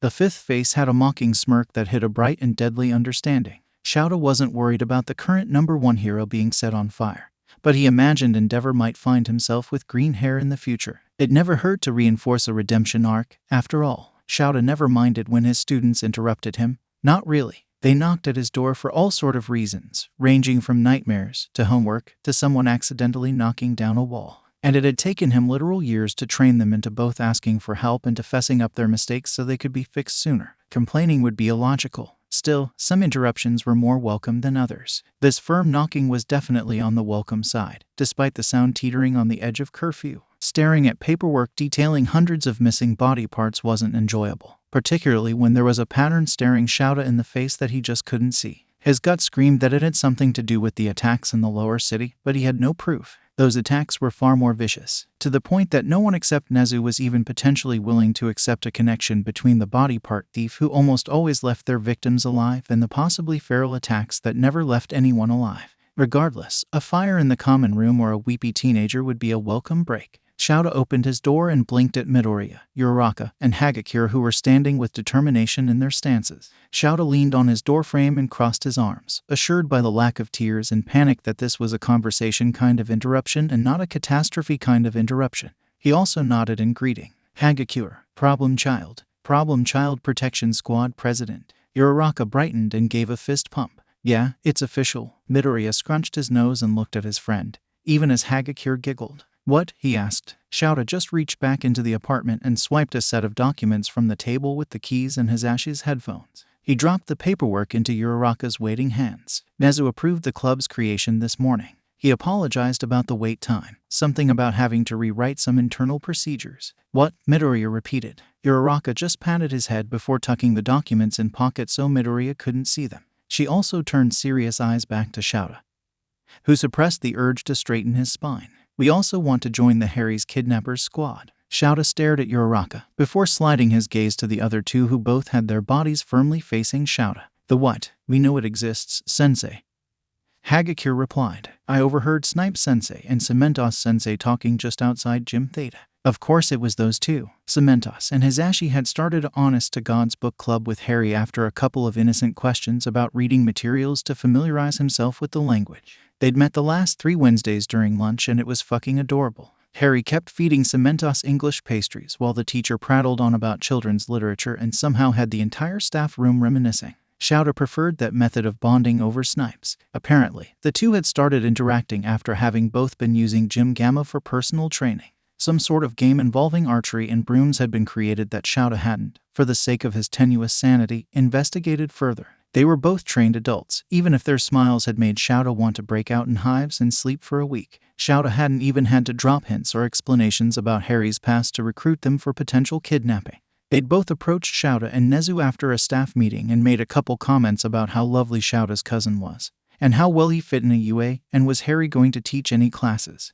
because they already felt like he was part of the staff and were prepared to act accordingly. Having trained, experienced, professional colleagues was the best. Though, Shouta's students were close to be trained professionals, and they certainly had more experience than most new graduates. Midoriya had a frown pulling at his freckles. I don't think Harry should go back to England, sensei. He said some things that surprised Shouta a bit, though maybe not so much if they were things that Harry didn't realize were off. Like the fact that he shouldn't be expected to pay for saving his entire fucking society out of his own pocket. Anything I should know? Silence met Shouta's question for a moment, as lessons about required reporting and warning signs swirled through forest green eyes. Midoriya tilted his head. No, not yet. Shouta blinked, releasing himself from the weight of a strangely heavy regard, before his attention was dragged to Uraraka and her crossed arms. He's one of us now. The movement of Hagakure's clothes indicated she was nodding. Sometimes when no one's around he looks so sad. And he never forgets I'm there, and he has this support item that makes him invisible. We share tips and sometimes we sneak around spying on people, and I'm not losing my invisi buddy. All three of them stared at Hagakure for a moment, slotting that information in their existing knowledge of Harry and finding that it fit perfectly. Shouta grinned, and was marginally pleased to see his students shift into ready stances even as Uraraka grinned back. Right, Shouta said, before stepping back and slamming the door in their faces. He leaned against the wood, feeling the cool material against his shoulder blades, even as he pulled out his phone and sent 3 names to Nezu with the caption HKS. He could still hear the girls squawking in the hall, before Midoriya hushed them and told them to check their phones. Whoa, that was Hagakure. We get an app. I guess that's how they'll let us know if we need to mobilize. Did we just join a secret society? This is so cool. HKS, huh? Harry Kidnapping Squad. Uraraka said. Glad we got the name right. Wait, Midoriya, how did you know there'd be an app? How many secret UA societies are you in? How many people are in the Deku Protection Squad? There was a moment of silence. Wait, get back here. Deku. Shouta was in his sleeping bag under the window when he heard the door open. There was a pause, clearly felt even with his head buried under unreasonably soft material, and he instantly knew something was wrong. The pause wasn't the kind where someone wonders why the hell there's a grown man in a sleeping bag on school grounds, or the kind of pause where someone wonders why the hell they thought being a teacher in a school for superpowered teenagers was a good idea. This was the kind of pause where everyone took a moment to stare at whomever was at the door before turning to look in terrifying synchronicity at the person who was going to have to deal with it. Shouta was used to being that person, so he sat up, though didn't bother removing himself from the sleeping bag just yet. His first instinct, upon seeing Harry alone in the doorway, was to jolt out of the sleeping bag, give his best attempt at apparition to get to Harry's side, and then use his only slightly illegal key to the school's armory to unleash unholy hell on whoever had made his cousin cry. Shouta didn't do that. Instead, he gently and slowly removed his arms and upper body from the sleeping bag, never breaking eye contact from his cousin who was taking slow and measured steps towards Shouta, despite the fact that Shouta was firmly focused on Harry and therefore not watching his colleague. His professional paranoia allowed him to be aware enough of the room to know that Snipe would absolutely be down for some low-key murder and Vlad King would probably help them hide the body. Shouta hadn't even known Harry had won over Vlad already. Cementos also got extra points since he already had the hot chocolate making underway, which was step 5 in Shouta's hastily constructed comfort Harry, find target, commit murder plan. First was a hug, which Shouta thought was right on track until Harry stopped a full foot away and just stared. His eyes were full of cracking ice and roiling salt. Even if only the smallest stream of tears actually made it down his cheeks. Shouta hated those eyes, hated how they stabbed his heart with haphazard anger and sent tragic lullabies echoing in his skull. You, Harry fell silent, if his whisper had really counted as a noise at all. The anger sank like an anchor into Shouta's stomach. Shouta didn't know how he'd made his cousin cry. He'd thought they'd been doing well. He must have miscalculated. Somewhere, shit, as Ashy normally caught him if he was doing something emotionally wrong. Harry blinked once, slowly, sending another trail of tears down his face before lunging forward. Arms, still too thin, sharp, and bony, locked around Shouta's neck as he caught his cousin and shifted until Shouta had a lapful of awkward teenager. Shouta locked his own arms around Harry's waist, conscious of not wanting the child soldier to feel trapped, but wanting even less the child to feel unwanted, unwelcome. Because this was the child soldier. This was the kind of moment when any of his strong yet traumatized students or his brilliant yet traumatized daughter would be sobbing great heaving sobs with the kind of tears that stole breath and birthed headaches or blackouts. Harry didn't make a sound. Shouta was only aware Harry was still crying by the faint trace of damp growing on Shouta's shirt. The damp, the faint tremors that racked Harry's body, and the pressure of Harry's forehead where he dug it hard enough into Shouta's shoulder that there'd likely be a bruise. Child soldiers probably weren't allowed to cry. Thank you, Shouta blinked, the tightening of Harry's arms the only sign that the boy actually spoken. What? Shouta asked once it was clear Harry wasn't planning to say anything else. Harry briefly increased the pressure against Shouta's shoulder before leaning back and looking down at Shouta's face. They said your class, Harry growled, lightly, when the words got caught rough spun and lodged in his throat. He took a deep breath of rattling bones and the tears stopped, eyes more ice than salt. You expel your students. An entire class, even. Shouta opened his mouth, probably to explain that the entire class thing had only been once, and that about half of those students had made it back to UA, though mostly in the general education department. His teeth clicked close when he got another hug instead. Thank you. I'm so tired of children's corpses. Harry whispered his words right by Shouta's ear, quiet enough to respect the graves cradled in his voice. Despite the volume, Shouta had no doubt that every teacher in the staff room heard that last sentence by some quirk of acoustics or magic. 3 distraught or panicking faces were more than evidence enough. Shouta shifted, slightly, and winced at the slight whine Harry produced before tucking his right arm more firmly around the young hero's back. His left hand, Shouta used to butcher hand signals until Snipe got the picture that Shouta needed someone to cover his next class. Probably his next several classes. Shouta was not moving from this couch. Harry ran. He was the commander of a highly effective combat force specializing in rescues, ambushes, and guerrilla warfare. He knew the value of running the fuck away. Sometimes running was necessary in order to regroup. The moment directly after having some sort of breakdown in front of multiple witnesses, seeking comfort like a child, and then falling asleep on said comfort like a child was definitely one of those times. Harry thrashed in his nightmares. He knew this because people had told him, but also because of bruised knuckles and knees and walls. This was relevant because Harry had a nightmare while sleeping on Zawa and Zawa had stayed. Zawa had stayed and patted Harry's hair and looked at Harry with tired understanding that wasn't pity. Zawa had told him to go, if he needed to. Harry had needed to go. He had, however, before running the fuck away, managed both a sound that was almost equivalent to a thanks and a tightening of arms that was almost equivalent to a hug. Except, now that he'd successfully run away and was facing the regrouping part of the agenda, he didn't know what to do. He didn't want to go back to his room and the walls there, but didn't really want to go wandering somewhere only to get lost and worry Zawa, either. Also, if he was being honest, which Neville seemed to think was important, Harry's head hurt. It also felt like he had one of Neville's really puffy plants in said head. The ones that Harry could never remember the name of but knew not to poke because of the sudden and fierce increase in size poking trigger. Harry felt like someone had poked the plant thriving in his skull through his eye socket. He also looked terrible, face blotchy, eyes red, posture slumped. Unfortunately, he only realized this by looking at his reflection in a window. The same window where he met Midoriya's eyes and watched the slight widening that indicated the green bin had also clocked Harry's terrible appearance. Harry closed his eyes and leaned forward, pressing his forehead into the cool glass. Cool, yet nothing compared to the creep of the chill that settled his bones. The cold that Zawa's attentions had battled and drowned and bound. The ice that seemed so much sharper now that he'd left those attentions behind in order to run away. Harry's shoulders tightened as the bell rang to signal the period's shifting, and he reached deep into his chest for his "do not fuck with me asking questions counts as fucking with me" face. Shit, Midoriya swore, and Harry blinked against the glass. Can I touch you? Harry blinked again and looked up into deep green eyes. Eyes that were closer, but still a respectful foot away. Eyes that were earnest, and blocking the rest of the hallway that was starting to fill with far too many students. Eyes that were sparking with green lightning. Harry blinked one last time. Visions of training exercises where Midoriya jumped really rather far and also fucking floated dancing through his mind, and threw himself forward. Hell yes. Midoriya stumbled a bit as he caught Harry's weight, but quickly proved his offer had been sincere as he tucked a hand behind Harry's knees and launched them out of the window that Harry had opened with a flick of his hand. They were about 10 stories up, which wasn't exactly high in Harry's opinion, but the wind was bracing. It was with gentle hands that Midoriya placed Harry on the ground by a tree several hundred feet away from the main UA building. Harry's hands were not so smooth and briefly caught in the other boy's hair and collar as he tried to remove them from the around Midoriya's neck. Right.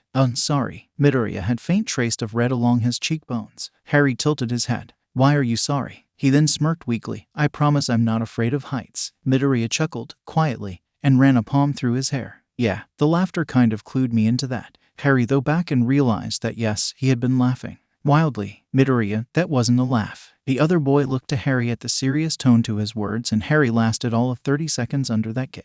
It was a cackle. The smile that grew on Midoriya's face was slow and bleeding sunshine. Harry had no idea how to react to it, but felt a small smile of his own appear. Before the pause could become awkward or the smile could grow, Harry sighed. Thank you, by the way. No problem. I knew you were upset earlier with the way you left so abruptly, and, well, I might have projected. There was another brush of a scarred hand through green curls. I know I don't really like people seeing me upset. Not that I don't count as people, or that I thought you'd be okay with me. I just thought, well, that you'd want out. Though, damn. I guess you could have done that yourself. With the teleporting. Sorry for overstepping. You're right. Apparating hadn't even crossed Harry's mind. Probably because he couldn't think of anywhere to go. Though, I'm not supposed to apparate when upset. Splinching isn't great. Splinching? Yeah, it's when you leave part of your body behind. Midoriya wrinkled his nose. Please don't do that. I don't really plan on it. Again. So, thanks. You're welcome. It was kind of nice, actually. I hit my growth spurt last out of the class and I'm still not huge. So it was nice to carry someone without any awkwardness due to the size disparity. Harry opened his mouth to tell a joke. One of the ones that he always has floating in the air around him, considering his first friends include a literal half-giant and a behemoth of a redhead. Harry didn't tell a joke. Malnutrition. I think that's the problem. I've seen photos of my parents and grandparents and they're all pretty tall. Wrapping his arms tightly around himself to try and beat the shivers back, Harry abruptly found the ground beneath his feet fascinating. Truly an exquisite shade of brown. Midoriya was staring up at waving branches and not at Harry. Which was good, because Harry wasn't going to look up from the ground anytime soon. The awkward moment he'd so neatly avoided was back and stronger than ever. A sigh broke the tension, though Midoriya didn't look down. All Might and Recovery Girl were not impressed with my ability to follow a diet plan. I didn't know how to tell them I hadn't been able to eat lunch at school since the 2nd grade.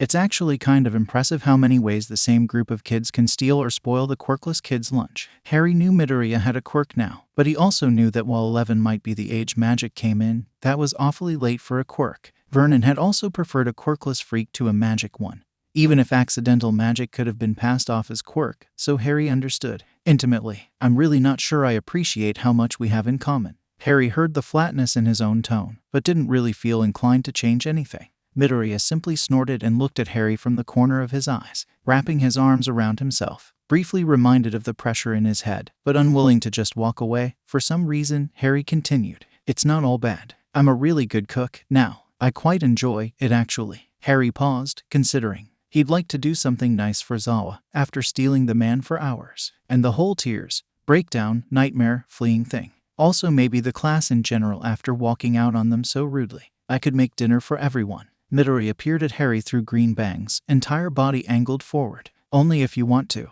Harry finds himself smiling, again. I want to. And he did. Now that the idea had presented itself to him, he really did. He'd take a headache reducer and get wrapped in food prep instead of his thoughts and do something nice, helpful. Cooking for others always made him feel closer to Mrs. Weasley, too. Petunia had made Harry figure out how to cook on his own, but Mrs. Weasley had spent hours upon hours showing Harry the best way to prepare dishes and what needed to be magical or what didn't, and how fucking satisfying it was to make the people you love happy with something you'd provided. Midoriya looked happy. He was bouncing on his feet. Okay, the class would love that. I mean, most of us can prep food, but a lot of it's simple and not Western. Not that I'm assuming you'll cook Western.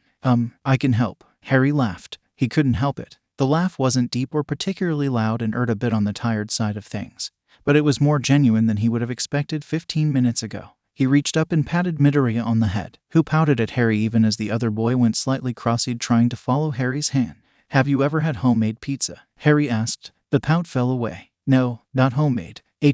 Harry studied the haphazard knot of Midoriya's tie as he thought. Pizza's pretty simple and good for large groups. We'll just make several different kinds. We can use whatever ingredients are on hand, too, mostly since I didn't stock up. Yeast might be a problem, though, and maybe toppings. I'll need to check the dorm stocks. Harry bit his lip. Midoriya started muttering, and Harry found himself rather amused as the boy apparently went through the contents of the dorm fridge, 2 of his classmates' mini fridges, and Aizawa and Hisashi's fridge before nodding. Yeah, we'll need some things. It's about time for a grocery run regardless. We could ask Aizawa-sensei for permission to leave. Harry blinked. Don't you still have class? The wave Harry got in response was cheeky. Just English is left today and I'm fluent. My dad went to America and, well, all might. The blush was back and it made Harry smile. Besides, Mike-sensei will totally let it slide if I tell him I was helping you. Harry felt his own blush start to cross his cheeks even as he dug his hands into his pockets and turned slightly to the side. Midoriya wasn't wrong. Hisashi would totally cave for Harry, particularly after hearing about Harry's breakdown.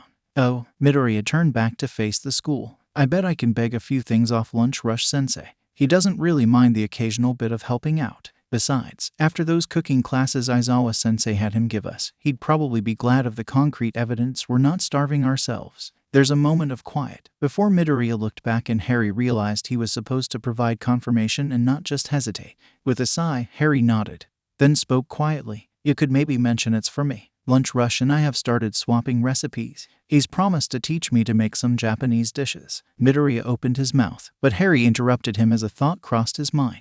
Wait, I'm not asking you to fetch things for me. Midoriya gave Harry a look. He wasn't quite sure what the look said just yet, but it was speaking very loudly. Do you want to go back into the school just to fetch ingredients? Harry's fingers clenched in his pockets even as he felt his face even out into perfect blankness. There was a hum. And then, I didn't think so. I have literal super strength. I can handle some food. Besides, I tell Lunch Rush it's all to help you and I'm sure I'll be good to go in no time. Do all the teachers love you? Harry needed a moment to get past the dizzying rush of warmth that laced through his stomach at how neatly they weren't talking about it. How they'd never really started talking about it. So he closed his eyes and breathed, before opening them to meet an open, patient face. Well, his voice was only the tiniest thread unsteady. I haven't met Nezu yet. Izuku tilted his head to the right.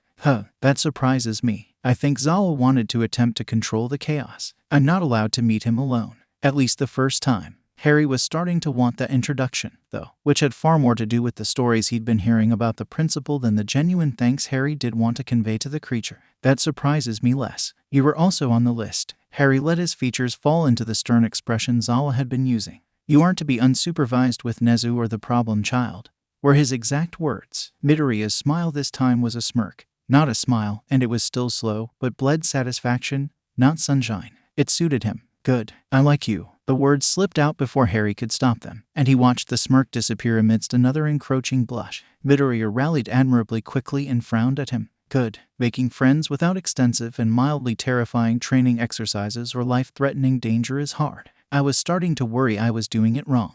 Which, no, he wasn't. Harry was observant. He knew what Midoriya was tiring to do. Harry was just also scared and paranoid, also traumatized. But, well, window jumping might not be dangerous, but, I wouldn't mind being friends. It took 10 minutes after Midoriya left to beg ingredients off Lunch Rush for Harry to stop panicking about what he'd say. Another 5 on top of that to stop contemplating delighted green eyes and sunshine smirks, and yet another 5 for Harry to realize he needed to move. He didn't want to go far and make it difficult for Midoriya to find him again. But Harry liked to move. He liked to fly and run and not sit still where the bad things could get him. Unfortunately, moving was generally how he found trouble. So perhaps it wasn't surprising when he wandered around the tree, down the path a ways, and right into All Might sitting on a bench staring up at the sky. Harry almost turned around and walked back the way he'd came. Sure, the retired hero had probably noticed Harry, but Harry was somehow sure that he could leave and this encounter would never be acknowledged. Curiosity was always his biggest weakness, however, and Harry was cold. The ache in his head had spread to his bones, making the joints creak in a biting chill that he'd never felt in the winds, no matter how high he'd flown. Harry knew warmth was coming. He wanted the warmth in his stomach from sunshine smiles, the warmth in his hands from baking dough, the warmth in his veins from dark eyes that stayed, the warmth in the room from 20 odd voices all coming together. He wanted. But the cold was familiar in ways that warmth wasn't. Not an enemy, exactly, for all that the chill drove his restlessness and anchored his nightmares. Yagi looked cold. Ah, young Harry. Clearly Harry had stood frozen too long for plausible deniability to work. No hero who'd actually made it to retirement would ever be so oblivious to someone's presence. Here for that conversation. Harry abruptly realized that he was here for a conversation, though not one based on missing his language. He took a moment to make extra sure he was speaking in Japanese. Zawa told me that all the number 10 heroes know about magic. Yagi breathed out through his nose before turning sunken eyes to Harry. That is true, yes. And you spent a lot of time in America and English-speaking countries. I did, yes. Yagi gave a slow blink. Not a dare, exactly, but resignation. So you know who I am. I do, yes. The confirmation was quiet,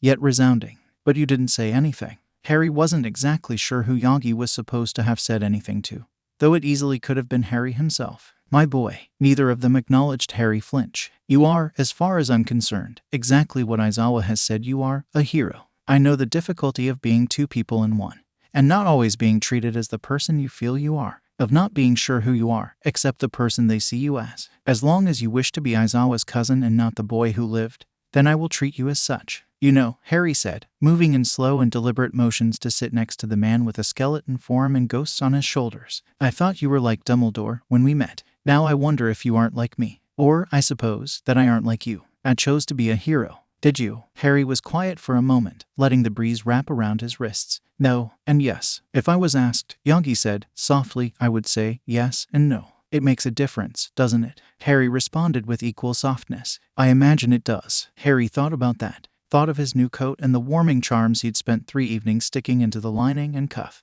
Thought about the shivers that trembled faintly, intermittently, across the skin of the man he was sitting beside, despite the fact that, objectively, it wasn't cold outside at all. Midoriya found them sitting on the bench pressed back to back, two thin shoulders pressing into a spine of sharp angles, talking about rabbits and vegetables and books in English. The boy paused for only half a step, arms laden with bags, before his smile grew even larger. It wasn't hard to persuade Yagi that pizza was required, though it was a little harder to convince Zawa that Yagi hadn't meant to drop the flour all over the dorm kitchen. Harry was thinking on a roof, not one of the school building's roofs, but an office building in what could probably be called downtown.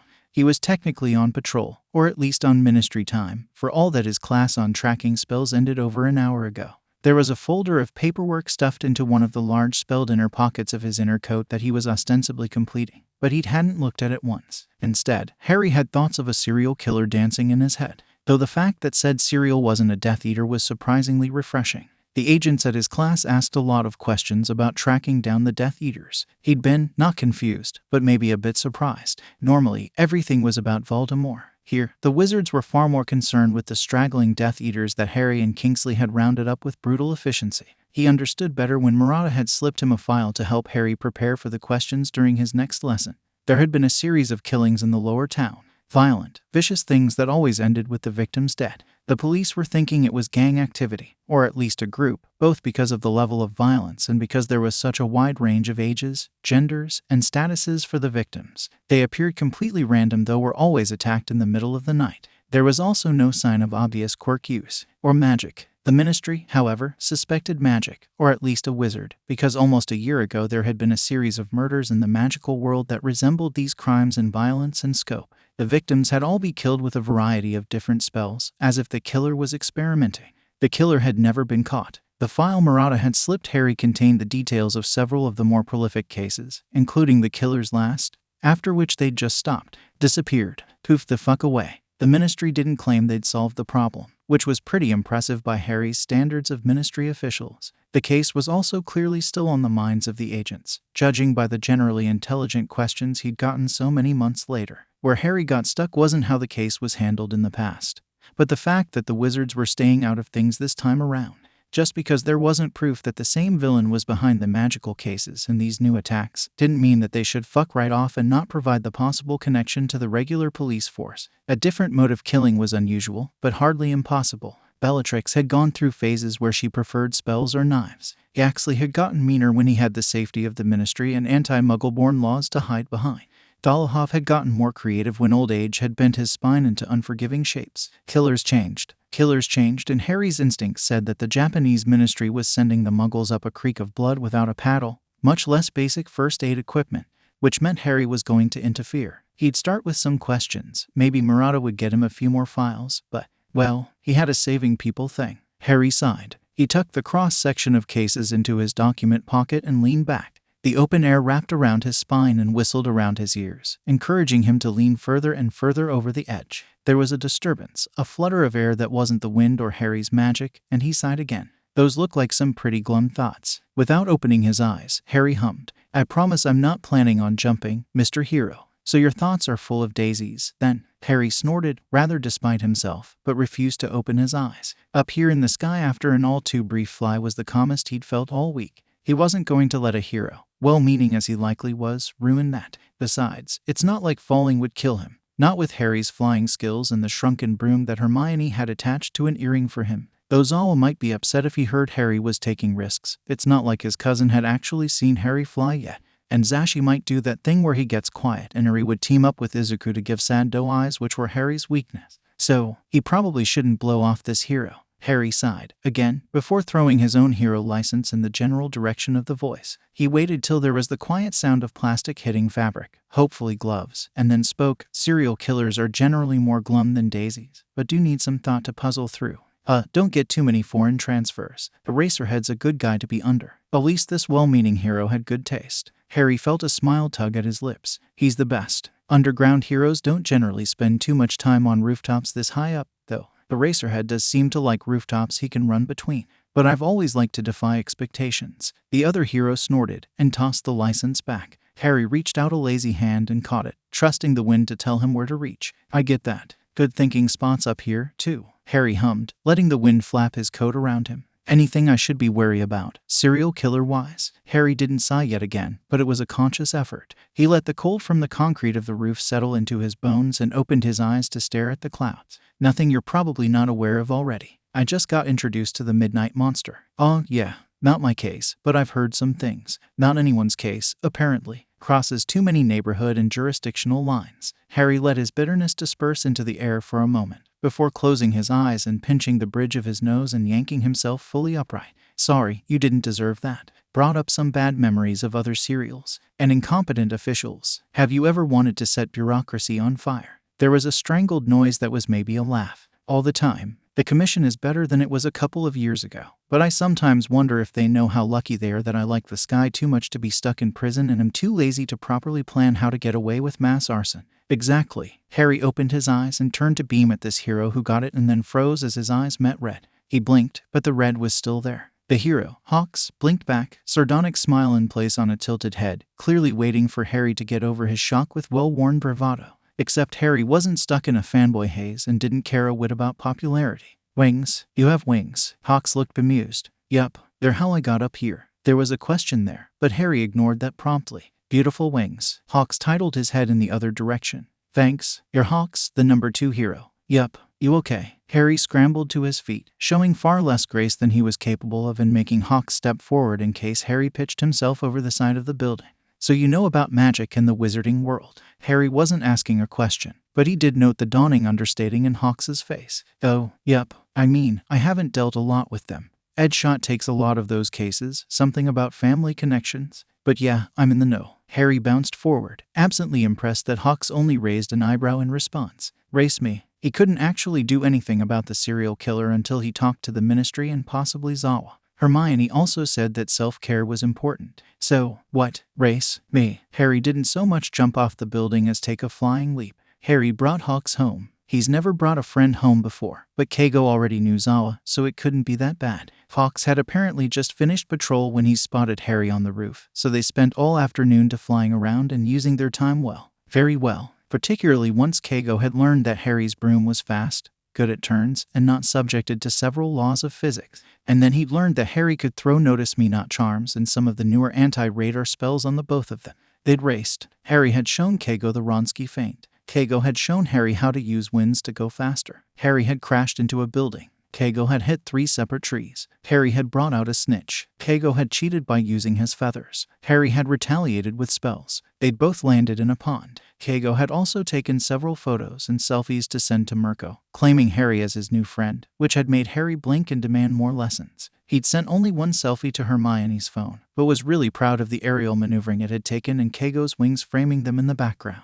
When the sun was setting, Harry had realized that he didn't really want the day to end. He felt like he'd played Quidditch all day at the Weasleys, all fun and freedom and flying. He was happy. Keigo had also seemed to be feeling something similar, staring at the disappearing sun and back at Harry out of the corner of his eyes, ducking down into the fluffy collar of his jacket. This had also been the first time since about an hour in where they hadn't been actively flying and the other man hadn't been talking. Harry had, somehow, stuttered out an invitation to dinner and felt a shocking jolt of warmth in his bones at the immediate acceptance and renewed bounce to Keigo's step.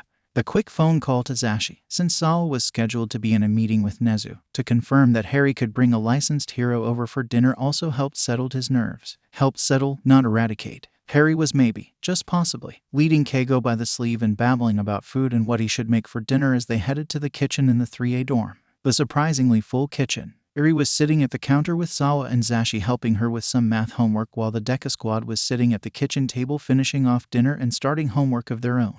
Momo, Gyro, Shoji, and Takoyami were also playing cards off to the side in the adjoining common room. When Harry entered, Keigo at his heels, almost all heads turned to look. There was a moment's pause and Harry had to resist shrinking back under all the eyes. Or maybe he didn't resist all that well, because Keigo stepped forward until his shoulder knocked into Harry's and raised a hand in a sloppy wave. Yo, hell class. Zawa leaned around Zashi to look at Izuku with ultimate sincerity. This level of acknowledgement is why Hawks is my favorite top 10 hero. Izuku nodded solemnly, even as his eyes sparked, before turning to beam at Harry. Welcome back. Takoyami sidled up to Keigo, drawing the man's attention. Do you need something? Nope, former intern. Just being treated to dinner by my new friend. Keigo made sure to ruffle a ducking Takoyami's feathers. Zawa sighed. Really, problem cousin. The number 2 hero. Hey, you just said I was your favorite, Keigo whined. It's a shifting scale. Harry, Zashi said it was okay. Harry blurted. Zashi nodded from where Erie had crawled onto his lap. Course it is. Besides, Harry gave a small grin as he looked into Zawa's slightly worried eyes. You said I should make friends. Zawa blinked. I did not. Oh, Harry ran a hand down his coat, playing with the smooth buttons. Right, that was Hermione. I feel strangely honored that you'd think I said something you equate with the same level of importance you give to anything Hermione tells you. Harry nodded. I would kill, die, and dismantle entire villainous organizations to make her happy. Yes, yes. Zawa waved Harry's comment away despite the fact that several of 3A were staring oddly. He even thought he heard a muttered manly from the common room. But Hawks, Harry reached out to grab the soft tan material of Keigo's sleeve and drag him forward a few steps. He has wings, Zawa. Wings, right. Should have expected that. I'm glad you've made a friend outside of the class. Zawa then wrapped the capture weapon that had been sitting on the back of his chair around Harry's neck. Harry let go of Keigo's sleeve to bury his fingers in the stiff yet soft material. Your turn, Zawa said as he turned to face Hawks, his expression a particular flavor of answer correctly or I'll turn you into target practice for my dangerous kids that made Harry's heart sing. Keigo stared back for a moment, until Dark Shadow nudged him in the side. Have you seen this guy fly? You can fly. Izuku dropped a book and didn't bother to pick it up, too busy staring at Harry, who just grinned back. Yup, the enhancing objects part of my quirk. Izuku's eyes immediately tracked to the broomstick earring. That's so on the nose. Harry laughed, throwing back his head and just barely catching Zawa's small smile. Branding is important, right? He actually had no idea, but Hermione had said it was and she was always right. So, what? Hizashi asked with laughing eyes. You two crashed midair and bonded over the skies. There was also a race, or 9. Keigo then frowned as he thought back through their afternoon. Okay, maybe more than 9. I lost track after the second tree. Takoyami made a funny noise even as Dark Shadow began to cackle. Harry just smiled, face warm under the weight of Zawa's scarf and reached one hand out to pause about half a foot from Keigo's feathers. He has wings, Zashi. and can fly whenever he wants. How cool is that? Keigo gave Harry's head a pat, but, most importantly, let his wing fall forward enough that it brushed Harry's fingers. The feathers were soft as they traced across Harry's fingertips, soft and red. Wings, like Fox. There was a flash of light and heat and a series of sounds as things were dropped and weapons were grabbed. Harry absently noted Izuku's sparking and Hisashi jerking Erie into the corner and Hawks grabbing a bladed feather in one hand and Harry's waist in the other. The gesture was sweet, but wholly unneeded, and he wiggled free and jolted 2 steps forward with his hand outstretched, palms soaking in the warmth radiating from Fox, now sitting in a charred circle on the kitchen counter. What the fuck? Keigo was the one who spoke, but the sentiment was clearly expressed on multiple faces. Izuku had let the green lightning die down when he saw Harry reach for the bird, and tilted his head to ask, significantly before most people got over their shock, "Does the bird have a quirk or is that something you did, Harry?" Fox was the only reply Harry could manage. Harry loved Fox, had missed him. Fox had saved him, in second year, and again, later, when he'd snuck into the Gryffindor dorms to croon lullabies to Harry's insomniac self. Had spent hours flying with him in the dead of night. Hawks was warmth and sunlight and fierce hope. Harry had also loved Dumbledore. Harry stood, about a foot away from a surprisingly ruffled and downtrodden phoenix, with his arms by his side and his happy mood drifting away. He heard Zawa muttering about how no one prepared him for a magical quirk-possessing bird, and if this was the Potter luck then at least it wasn't a villainous magical quirk-possessing bird.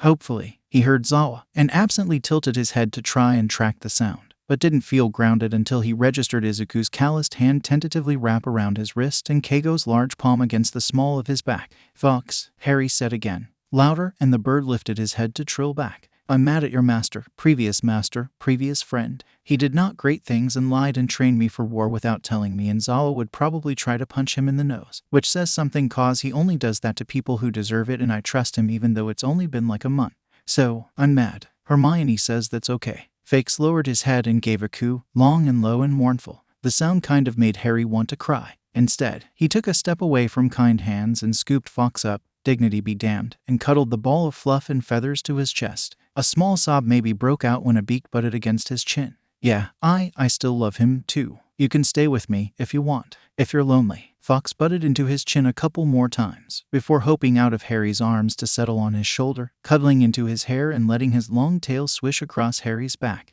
"You'll like it here. No one's even tried to kill me yet." There was a brief moment of silence where Fox started to preen Harry's curls that was interrupted, surprisingly, by Ida, who stepped up to Izuku's side. The taller boy was apparently trying to make a conscious effort not to throw about his arms and disturb Fox, if the way his hands twitched slightly was any indication. "Could you please explain that last comment?" Ida asked. Harry tried to look to Zawa, who had his eyes closed like he was asking for strength, and then switched to exchanging a, thankfully mutually, confused look with Izuku. Izuku was the one to, tentatively, say, "It's a pretty self-explanatory sentence. I will protect this sunshine child and his awesome fire bird." Keigo met Harry's surprised stare with a surprisingly firm expression. Harry thought a minute, and still didn't particularly see anything off with his statement.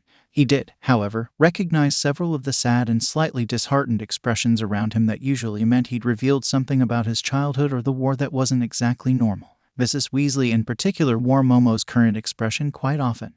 Sorry, maybe that's a child soldier thing." "Yeah, I get that," Keigo said, with that same serious slant to his mouth. Zawa slammed his palms down on the counter, making Fox start and all attention shift to him. "Right." He stalked forward to yank Harry into a hug, ignoring the not on fire but still very warm phoenix entirely, then pulled back enough to stare at Keigo. Momo, the class president who'd been sniffing slightly beside Uraraka, firmed her stance and nodded, pulling up her sleeve. On it, Aizawa-sensei. She passed a small rectangle of plastic attached to a keychain with a little red bird over to Zawa, who passed it on to Keigo. The hero took it with a rather bemused air. "Here is your UA pass," Zawa explained. "Class dinners are ever Friday at 6:30 and you're expected at least once a month, or you will be tracked down, efficiently and with no further warning. Welcome to the Hell class." "What?" Harry thought Keigo sounded quite similar to the moment before Harry had thrown himself off a building, though the addition of both Takoyami and Izuku hanging off the man's arms was rather amazing. "You're being forcefully adopted," Izuku explained. "That's not a thing. Evidence to the contrary," Takoyami muttered as he and Dark Shadow started shepherding Keigo to the counter to better accept Momo's tea. "At least it's not a kidnapping," Harry said, while cuddling his flaming bird. Keigo looked back over his shoulder to Harry. "This is not what I expected when you invited me to dinner." "No," Harry blinked. "I've never had somewhere to invite people to. Is it no good?" I mean, it's pretty in line with Weasley dinners except nothing's been turned into a canary or set on fire. Fox made a sound that sounded just a shade indigent, but was interrupted when Todoroki, previously silent, stepped forward in all his polka-dotted hat glory. He handed Harry a candle that Momo had obviously just made for him, and waited until Harry took it by the glass-encased bottom before reaching over and very deliberately lighting the wick on fire. Harry stared at the flame for 30 full seconds before looking up around the room. I adore you all. 8:49 p.m. Aizawa, you didn't warn me about the magical teleporting bird. Hermione, Fox. Aizawa, yes. Hermione, he's a phoenix. They can also set themselves and other things on fire. But he likes to sing Harry lullabies. Aizawa, Potter look. Hermione, probably. Aizawa sent a picture. Aizawa, Izuku and Erie are besieging Harry with cuteness. Aizawa, the Harry kidnapping squad now includes 70% of the faculty and 60% of my class. Aizawa, Hawks just declared his undying protection unprompted. Aizawa, I'll approach after dinner. Hermione, the plan is proceeding well. Harry stared at 3A as they sparred. Well, no. He stared at Izuku and Hitoshi as they sparred, with enough sweeping motions of Harry's head to appear like he was watching the entire class. There was a twitch sitting in Harry's hand and he didn't like it. It took another 10 minutes for Izuku to put Hitoshi to the mat 3 more times. After the third, Hitoshi shook off Izuku's hand and stalked over to the side where he proceeded to guzzle a bottle of water and aggressively tie back wild purple hair. Izuku, on the other hand, stared after his friend for a moment, before making his way over to Zawa and Harry. There was a slight frown between his eyes and worry in his teeth. Problem child, Zawa said when Izuku was in range. What's going on? Izuku bit his lip. I'm not sure, sensei. He hasn't used his quirk even once. They shared a look that was so clearly along the lines of I thought we'd gotten past this that Harry had to blink for seeing Ron and Hermione in their faces. Izuku continued. There wasn't anything I don't know. I do. Harry sighed when the two looked at him, realizing that he'd spoken aloud. You were talking to Ron and Hermione until 4 a.m. You rolled out of bed 15 minutes before this class and only followed to try and steal my coffee. How could you possibly know? Zawa raised several good points. Izuku probably did, too, since that boy kept a very solid eye on his friends and their potential triggers. Still, Harry knew. He sighed again before handling the successfully purloined coffee back to Shouta. Give me 20 minutes. Hitoshi kicked the bag he'd returned the water bottle and began heading back to the mat he'd been sharing with Izuku. Maybe 15. Harry took a few steps away then turned to look at Zawa. This is not teaching. Zawa hummed and drank the last of the coffee, not even wincing at the bitter dregs. Izuku smiled. It was a worried smile, but genuine in its amusement. It's helping, offering advice, tutoring at the most. Sure, problem cousin. Harry scowled at the both of them, but turned back to Hitoshi. He marched right up to the boy and settled into a stance that would allow Harry to move in almost any direction. Hitoshi didn't do the same. Get ready. I'm sparring with Izuku. Hitoshi didn't cross his arms. He was more professional than to put himself in that kind of disadvantage of mobility. But a fist clenched in the capture weapon around his neck. Izuku had a concern he wanted to discuss with Zawa. You're stuck with me for the next 20 minutes. It wasn't a lie, because Harry never lied. Really, Hitoshi almost sneered the words, nose turning slightly up, and Harry felt his gut settle. This was problematic, but clearly very necessary. Harry moved, a quick swipe of his arm followed by a punch and a rolling kick. Hitoshi moved back and quickly fell into a pattern of return hits and dodges, eyes narrowing in focus. Hitoshi was better. He had excellent foundations that put Harry's amalgamation of practical street fighting to shame, particularly considering the fact that Harry usually fought with his magic. Harry didn't use his magic this time. Hitoshi didn't use his quirk. Hitoshi should have been winning that particular fight, but wasn't. Harry started cheating when Hitoshi resorted to the capture weapon, a full minute later than Harry thought was appropriate. Harry let his magic flow from his core to settle in his limbs, to be ready and prepared and willing to go at a moment's notice. Luna had taught him this trick, though the Elder Wand and its odd propensity for wandless magic had really made Harry aces with it. He wasn't actively casting, but he was just that bit faster, more reactive, more clear-sighted. Most importantly, Hitoshi didn't recognize anything that couldn't be attributed to skill. Stop going easy on me. Who says I am? Harry threw back. You're not even using your quirk. Hitoshi bit out as he threw out the capture weapon in a particularly impressive set of loops. Neither are you, Harry sung as he leapt over the cloth. Hitoshi grit his teeth. I don't need to. He ducked Harry's kick. Harry tisked. Hypocritical. You really think you don't need your quirk against me? Aren't you looking down on me too much? Harry was perfectly aware that wasn't the problem. He just wasn't entirely sure if Hitoshi was aware that wasn't the problem. I need to work on hand-to-hand sparring. My quirk won't always work. Harry rolled his eyes at the excuse, watching as his lackadaisical response and shrug like dodge made Hitoshi grit his teeth. Sure, but the instruction was all out spars, not skill training. What would you know? The response was slightly nonsensical and didn't actually fit the flow of conversation.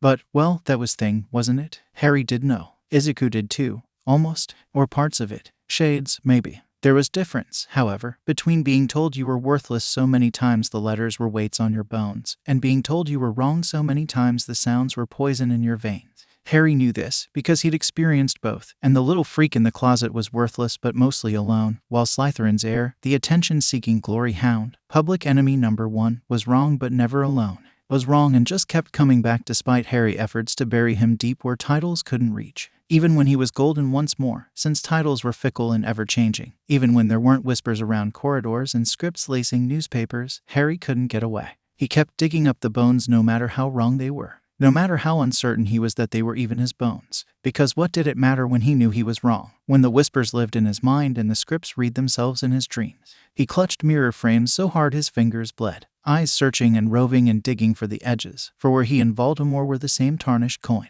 What was worse, always worse, infinitely worse was that Harry always found those edges. He could spend endless days comparing childhoods, possessive streaks, loneliness, scars, and find 100 similarities. 100 ways they were both wrong. It was easy to paint himself a villain. Even easier on the days when the world wanted to do it for him. Hitoshi's fingers were bleeding from mirror shards, even though the other boy didn't seem to realize it. Or maybe he did. Aizawa and Izuku, while well-meaning in the best, most baffling of ways, were missing that it didn't matter what had happened. It didn't matter if Hitoshi had done this to himself in an endless cycle of self-doubt, or if someone had done this to him by means of harsh comments and old wounds. After a certain point, all the voices blended into the same thrum of your heartbeat. Harry closed his eyes as he slipped under a kick, absently hearing the indrawn breath of his opponent's frustration. Harry kept his eyes closed and thought of Draco. He thought of Dudley and Tom Riddle and Lucius Malfoy. He opened his eyes and began being cruel. Harry insulted Hitoshi's form, his speed, his control of the capture weapon.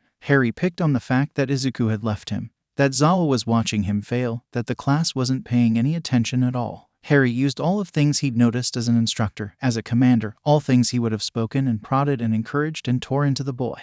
Aizawa was glaring the rest of the class away from listening distance. Harry could see him and a vibrating Izuku out of the corner of his eye. They might be disappointed in Harry, but Hitoshi was breaking. Hitoshi was breaking, and Harry would make sure he broke clean. Fuck off. Harry laughed. He threw back his head in an exaggerated manner and smiled wide. I don't. Lead flowed into Harry's veins, thick and molten, slowing down his thoughts and weighing down his limbs. Hitoshi panted, taking the moment to breathe and blink eyes that could be blocked by either sweat or unshed tears. Leave me alone. The words were quiet, hoarse, and strong. Harry blinked, smile softening though still slightly mocking. No. Hitoshi turned back in shock, eyes flicking over Harry looking for something. What? Harry crossed his arms languidly and then tilted his head. He was absently impressed at Hitoshi's immediate response to try and trap him again. The teen would make an excellent hero. It still didn't work though. Harry rolled his shoulders, refusing to let the gentle thrumming warmth of easy and safe and calm lull him into Hitoshi's order. Leave the mat. No. They stared at each other, neither taking the advantage. They stared from 3 feet apart, the fight shifting into tides and eddies around mountains and stone. The tune Harry began humming wasn't quite a song, more a half-remembered series of notes that kept him from bouncing on his heels. Hitoshi didn't seem appeased. There was caution now, finally, in Hitoshi's stillness. Harry wondered if the other boy was cold. Harry wasn't, but only because he was working. He could feel the chill building outside his body currently being beaten back by the magic flaring under his skin. Hitoshi tilted his head and actually considered. You're going to keep answering, aren't you? Yup. There was a pause. The mind control butted into Harry's shields and clung on with soft, heavy tendrils, but it waited, held still for a command that took long seconds to actually come. Sit down. Harry didn't say no. He didn't say no and saw the faintest flicker of disappointment flash across tired eyes. But he also didn't sit. The seconds drew out longer, full heartbeats of time, and he didn't sit. When Hitoshi's eyes widened, just slightly, Harry scoffed and crossed his arms. This was the tricky part. This was the part that might be teaching. Harry could tell Hitoshi that everything was a matter of will. Harry could tell Hitoshi that a quirk wasn't inherently heroic or villainous. Harry could tell Hitoshi that how you used any tool was what defined you. But Harry knew that Aizawa and Izuku and all of this magnificent, battered class would have said that already. Hell, he knew that Hitoshi would have said that already. probably even believed it, most days. Your quirk is like night. Harry released his own arms, letting them swing back down to brush at his long, warm coat. Wah, shut up. You tried speaking already, it didn't work. Harry stepped forward, once again impressed that Hitoshi didn't step back. Your quirk feels like night, like deep rivers and swirling waters that are absolute in their course. Your quirk feels like rest, like the absence of a lie. Harry's boots gave soft thumps on the mat as he stopped close enough to speak into Hitoshi's ear.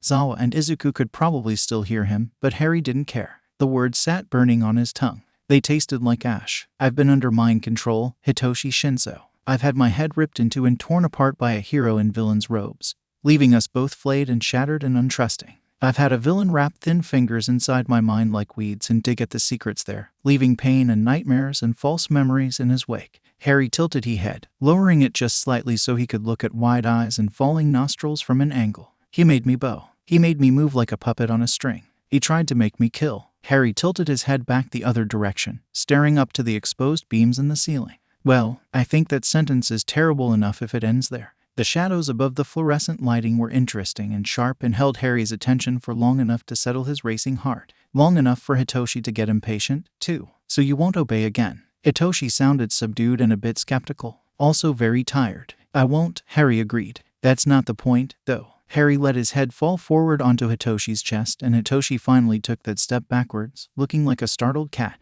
Harry huffed a smile, making the boy flinch again. The point, Hitoshi, is that your quirk feels nothing like that. The point is that I spent the last 10 minutes being cruel, deliberately and carefully, and you retaliated by telling me to leave, to sit fucking down. Harry laughed, and wasn't nearly as mocking as before. Hitoshi, Harry shook his head, black hair flying into his eyes. You're not bad. You're not even mean. You're certainly not evil. With an absent wave, Harry turned to walk away. And neither am I. He didn't expect Hitoshi to catch his last words. They were more of a muttered reminder, but Harry hadn't taken into account how Hitoshi had probably been training to listen and hear words and responses in fraught situations. Why? Because Hermione let him braid her hair. Because Ron preferred Harry's hot chocolate over his mother's and told her so last Christmas. Because Luna gave him radish earrings so they could match. Because Neville planted sunflowers under his window. Because Remus had trusted him with Teddy. Because Teddy turned his hair black every time Harry entered the room. Because Andromeda let Harry hold Teddy for hours, even if his arms shook and Harry got the boy's tiny blanket wet with Harry's tears. Harry turned back from an unsmiling Izuku and Aizawa that had white knuckles clutched around a not quite shattered mug. Hitoshi had both hands buried in the capture weapon once again wrapped around his neck. His eyes were shadowed, but also open with a shade of manic that spoke of desperation sprouting from hope.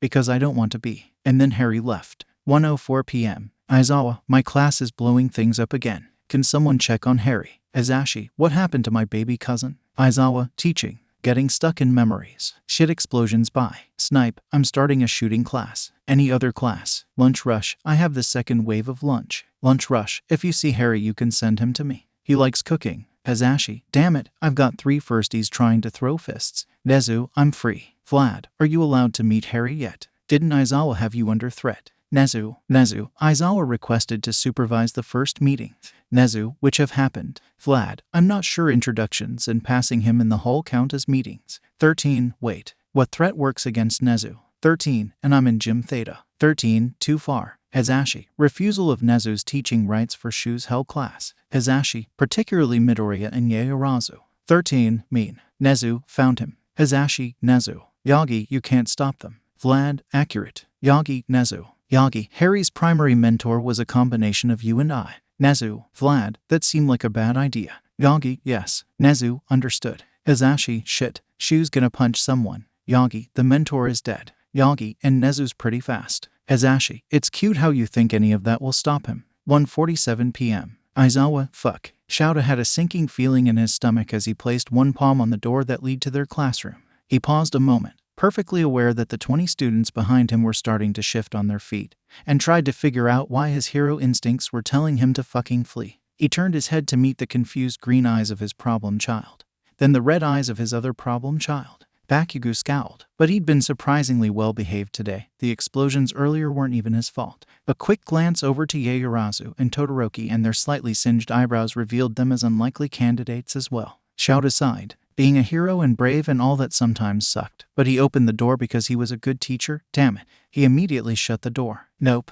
I'm not dealing with this. Instead, Shouta pulled out his sleeping bag from the special magically compressed pocket bag his cousin had made for him and laid down right there in the hallway. Shouta refused to acknowledge his class and their questions, but did look at them from under his hair and around the yellow fabric. The entire class was looking at the problem child. What? Asked the problem child. It's Harry, Ciro pointed out. Well, yeah, probably, Midoriya agreed. You're friends with him, nerd. You deal with it. Bakugo crossed his arms to emphasize his scowl. But Midoriya looked around. So are most of you. Uraraka was the one to respond this time, placing a hand on Midoriya's arm. Go swift. Midoriya sighed, but he opened the door. He also immediately shut the door. He didn't retreat to the hallway like Shouta, but Shouta did have to slide his eyes more fully closed when he felt the problem child's gaze linger on Shouta's sleeping bag. When Shouta opened them again, Midoriya was leaning his forehead on the door, muttering softly to himself. The moment directly before, as near as Shouta could tell, Bakugo would have exploded. Midoriya straightened his spine.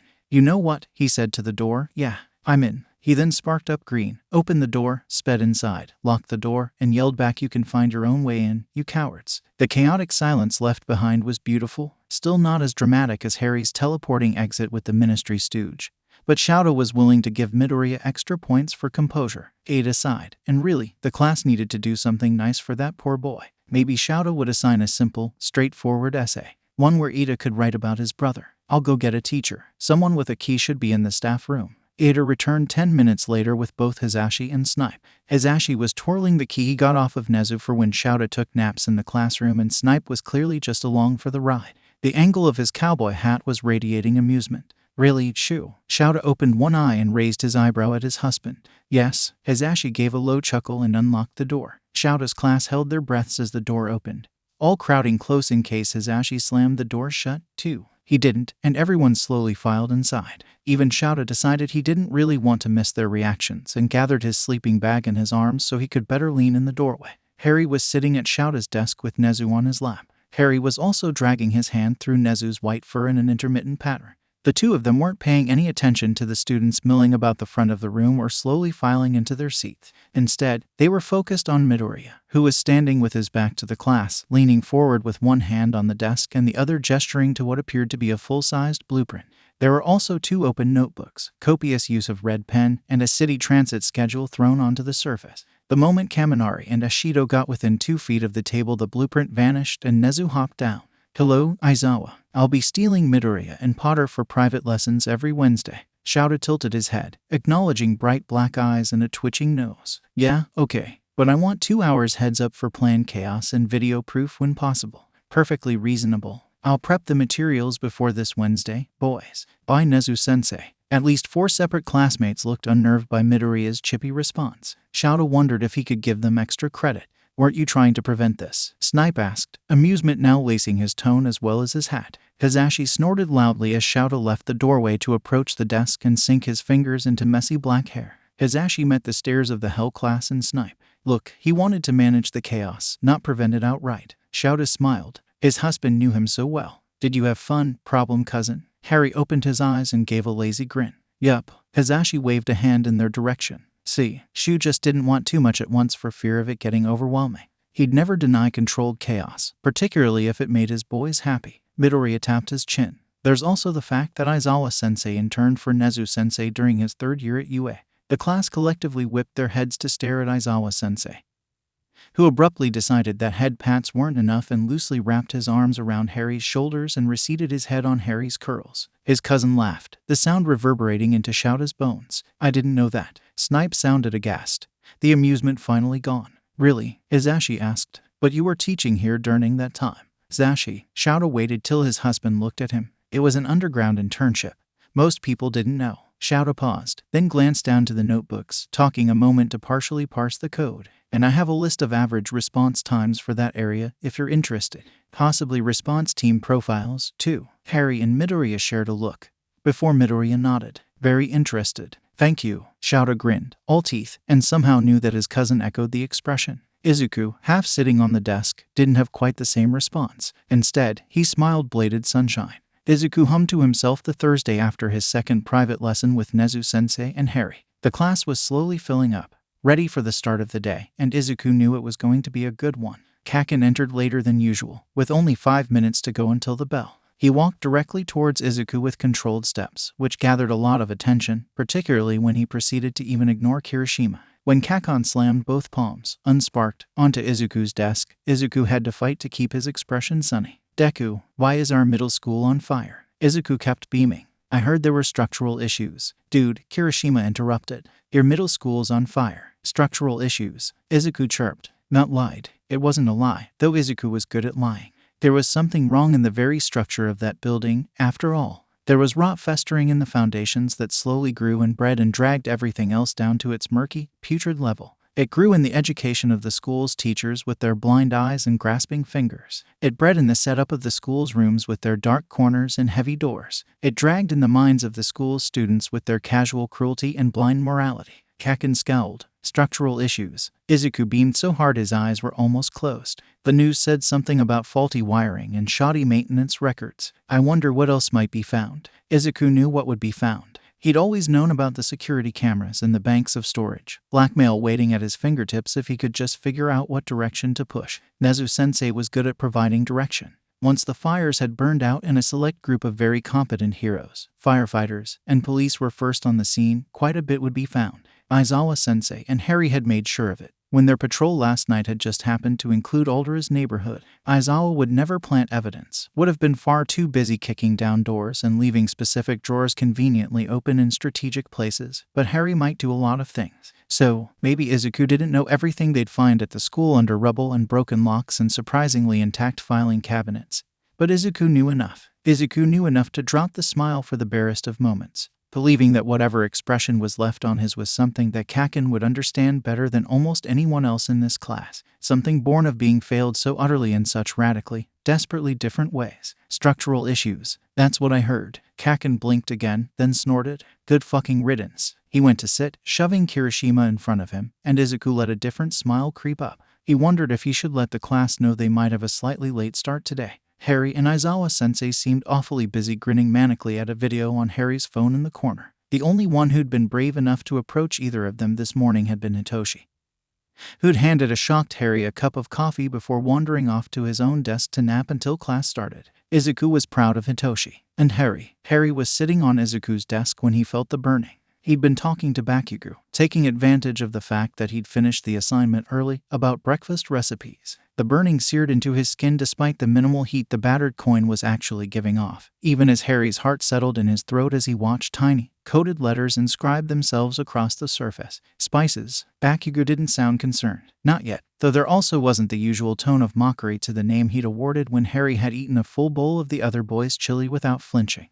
Harry. Izuku didn't try to touch Harry, which he appreciated in a distant kind of way. I'm going to Australia. There was a moment of silence and Harry realized the entire class was staring at him, probably because of his very obvious jump to his feet and the frantic digging through his pockets to pull out a coin he suddenly stared at with deep and glacial attention. Fuck. 20 heads pivoted to look at Zawa, which didn't include Harry's because Harry was already staring as his cousin strode over to his desk and pulled an envelope out of the bottom drawer. How bad? Not bad, because it went. There was no war or battle or blood or death, but immediate, because no war or battle or blood or death would keep Harry from his friends if they needed him, if they wanted him. The parents fucked up, Zawa asked, coming to a stop a foot away from Harry who'd returned the coin to his pocket and slipped his coat back onto his shoulders. Irrevocably. You'll want these, then? Zawa handed Harry the envelope, the paper sliding against Harry's skin as he tucked it without looking into an inner, very magical pocket of his coat. Bring our girl home. Harry had already taken 2 steps forwards when Zawa finished his second sentence. Harry turned, saw the serious glint to Zawa's eyes, and smiled.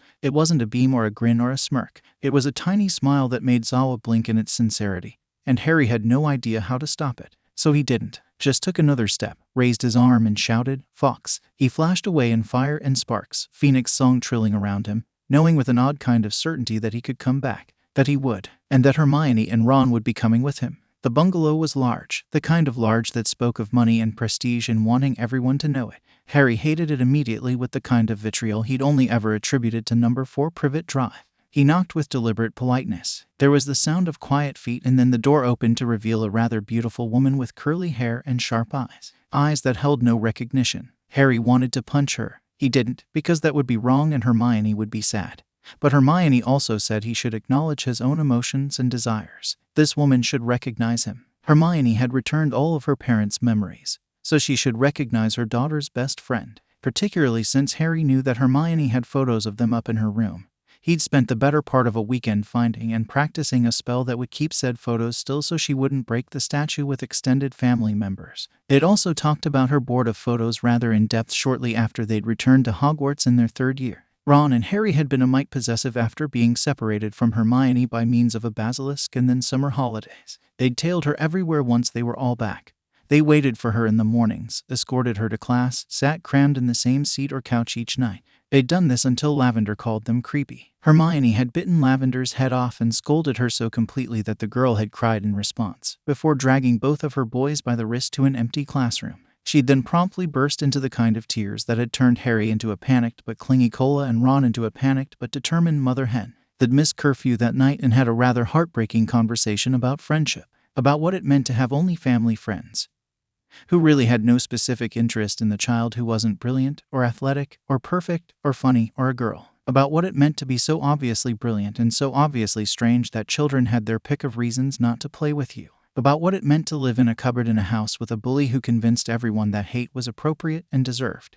They stopped being creepy after that, but only because they'd gotten permission from each other to be possessive and therefore were able to do it better. Ron gave them bracelets that his mother had used before the clock, so he always knew they were safe. Hermione had developed the prototype for their coin, allowing them to send messages to each other at all hours of the day. Harry checked the map for their dots at all times of the day and positioned himself close enough to always get to them in time. The point being, Hermione was possessive of her boys, and her parents should have recognized Harry. But they didn't. Harry entered with deliberate rudeness. Mrs. Granger squawked, which had Mr. Granger appearing from the kitchen with an impressive scowl on his face. Well, impressive for anyone who hadn't had classes with Snape. Just who do you think you are? Harry Potter. There was a beat of silence, throbbing and twisting as the recognition finally settled onto both of their faces. Recognition, anger, and fear. She's not here, Mrs. Granger said quietly, from behind her husband. Harry wanted to scoff. Hermione never hid unless it was to take cover to unleash something devastatingly effective. Instead, he marched past them and sat at the kitchen table, pulling out the papers Aizawa had given him in one dramatic motion. Fox shifted a bit from foot to foot, claws scratching at the fabric of Harry's coat, before settling down again and sweeping his tail feathers across the back of Harry's neck and down over his shoulder. Harry always appreciated the bird's presence, but took a particular dark joy at the warmth seeping across his collarbones. He could see in the reflection of the china cabinet the burning coldness contained in the glare the bird was leveling at the Grangers. He didn't know phoenixes could glare, but it was a lesson he was happy to learn. Harry set the dollar store pen down with a faint click, cutting off whatever bluster a red-faced Mr. Granger was about to start spewing. Sign these and you will never have to see or be connected to her again. This pile, Harry's hand hovered over the collection of parchment, will completely divorce you from the magical world.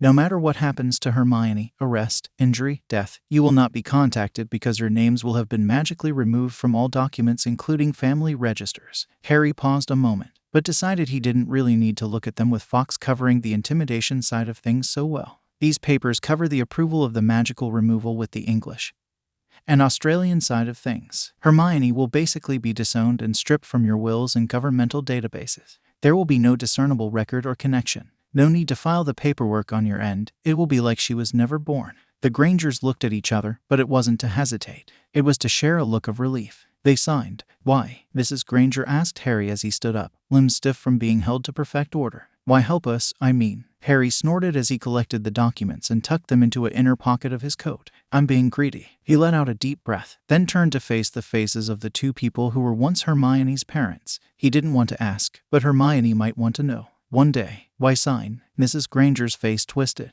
Do you have any idea how hard it was, raising a daughter with a mind like hers, so bright and inquisitive and demanding attention or knowledge all the damn time? It would have been worth it, though, to have a successor for the practice or even a different kind of doctor. A surgeon, maybe, but a witch. We couldn't tell people that. Couldn't say where all our work and money and time went. Couldn't even brag about a boarding school no one had ever heard about. And then she came back, Mr. Granger spat. Came back and trampled all over the only gift she could have given us. Came back with her demands for attention and her screaming knights and her hulking behemoth of a boy. How would we have explained that? A girl showing up out of nowhere claiming to be ours, much less a broken freak of one. His glasses cracked as they froze, as frost crept up the windows and coated the fine china. As the pot on the stove and water in the kettle iced over, Harry was cold, always so cold, but rarely did he feel so downright glacial. They hadn't even mentioned the war. He'd thought they'd blame him. It was Harry's fault, after all, that Hermione was involved in the war to the extent that she was. They could have blamed him or her, either of them, for the danger the Grangers had been in while in England. Mr. Granger had called moving a gift, forgetting a gift, Fox crooned, but kept his own heat wrapped around Harry's neck like an anchor or a chokehold. Harry blinked and was absently proud that nothing shattered. Hermione is a hero. She is a war veteran and a hero, and I mean that legally as well as figuratively. Congratulations, Mr. and Mrs. Granger. This morning you threw out an internationally recognized pro-hero out of your house. I hope you spend every neighborhood barbecue choking on all the times you could have told your petty little friends about your daughter's successful career, even if it wasn't as a surgeon. He pulled out his wand for the first time and took dark, twinning pleasure at the way both of them stepped back. Akio Hermione's things, several boxes of things, mostly books, but a couple of knickknacks and, surprisingly, the entirety of the china cabinet, presented themselves to him to be shrunk and stuck into his pockets. What do you? Collecting Hermione's things, including, I imagine, Harry said as he studied the fine design on a teacup. What her grandmother willed to her granddaughter after her death. He looked up, frost tracking down one cheek like tears even as Fox crooned in his ear. Let me make one last thing perfectly clear. Recant, change your mind, try to contact Hermione in any way, and I will hurt you. Badly. I'm not like Hermione. I'm a hero because that's what they decided to make me after I killed my first man at 11. He let his magic go, felt it creak across the room like slow-moving ice and watched as both of Hermione's former parents began to shiver. Mess with my sister again and I will rain damnation on your very souls. Well, Harry, Hermione's behemoth boy. An entire family of slightly feral redheads, a gaggle of war-torn teens, a sadistically sleep-deprived underground hero, and a principal she'd never even met. But Harry didn't tell the Grangers that, because a threat was one thing and giving the enemy a heads-up was entirely another. He walked through the front door purely so he could close it, not with a slam, but with a spell that turned their entire house lurid pink and a sticking charm that wouldn't let the color fade until they bloody well move. 4:32 p.m. Harry, so, you have queen-like resources in Australia. Nezu, of course. Harry, enough to cover up a murder. Or two. Harry, definitely two. Nezu, murders are so quick. 4:39 p.m. Harry, I need to completely destroy two people. Harry, but they can't be harmed or obviously targeted or experience any great shift in their station of life. Harry, yet they can never be happy again because they don't deserve it. Izuku, so max-level pettiness. Izuku, and all the plausible deniability. Harry, yes. Izuku, I have a few ideas. 4:50 p.m. Nezu, I expect a drafted plan and projected expense report for next Wednesday. He found Hermione and Ron sitting on top of a boulder in a surprisingly empty park. They were cuddled together, staring at the sunset and not saying a word. This didn't change when Harry popped into existence after honing in on the bracelets that they had maybe modified just a bit from Mrs. Weasley's original purpose. It also didn't change when Harry dropped down into Hermione's lap, her hands immediately starting to brush through his hair even as he reached up a hand to grasp Ron's wrist. Harry let the comfort and the rhythm of Hermione's hands melt the ice away, eyes sliding shut. The sun had set entirely by the time he spoke. I'm thinking Black, not Potter, she asked, voice softer than he'd heard in years. Not Weasley. Ron paled when two heads turned to look at him with almost identical expressions of scorn. Mate, that better have not been the best proposal you could come up with. Ron sputtered and Harry and Hermione turned back to each other. Not Potter, Harry continued.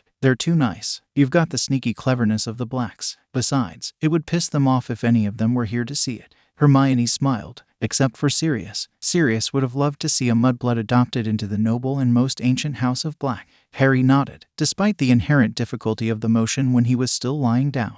Especially because it's you. They were silent for another moment, before Harry added, and it gets you Aizawa. She laughed, and if there were shards in the sounds, neither Ron nor Harry cared. I'm fine with anything that gets me a you. Ron snorted before leaning more heavily on her shoulder. Like that spell in 5th year didn't already take care of that. Sworn sibling hood, bah. We've got your number, Miss Smarty Pants. She smiled and didn't deny it. The three of them stayed on that rock until their breaths matched with the stars. They stood as one, after a signal that even the stars wouldn't have been able to recognize, and left. Together, Shouta watched Midoriya fall off a 3rd-story roof and sighed. You're worried. Midoriya falls off buildings all the time. Even before Float, that wouldn't have worried him. Itoshi gave what Shouta suspected was a truly excellent glare. Shouta couldn't be certain, however, because he was very deliberately not looking at his exasperated protege. Shouta heard the slight click of teeth that told him Hitoshi was about to say something else, but Midoriya interrupted.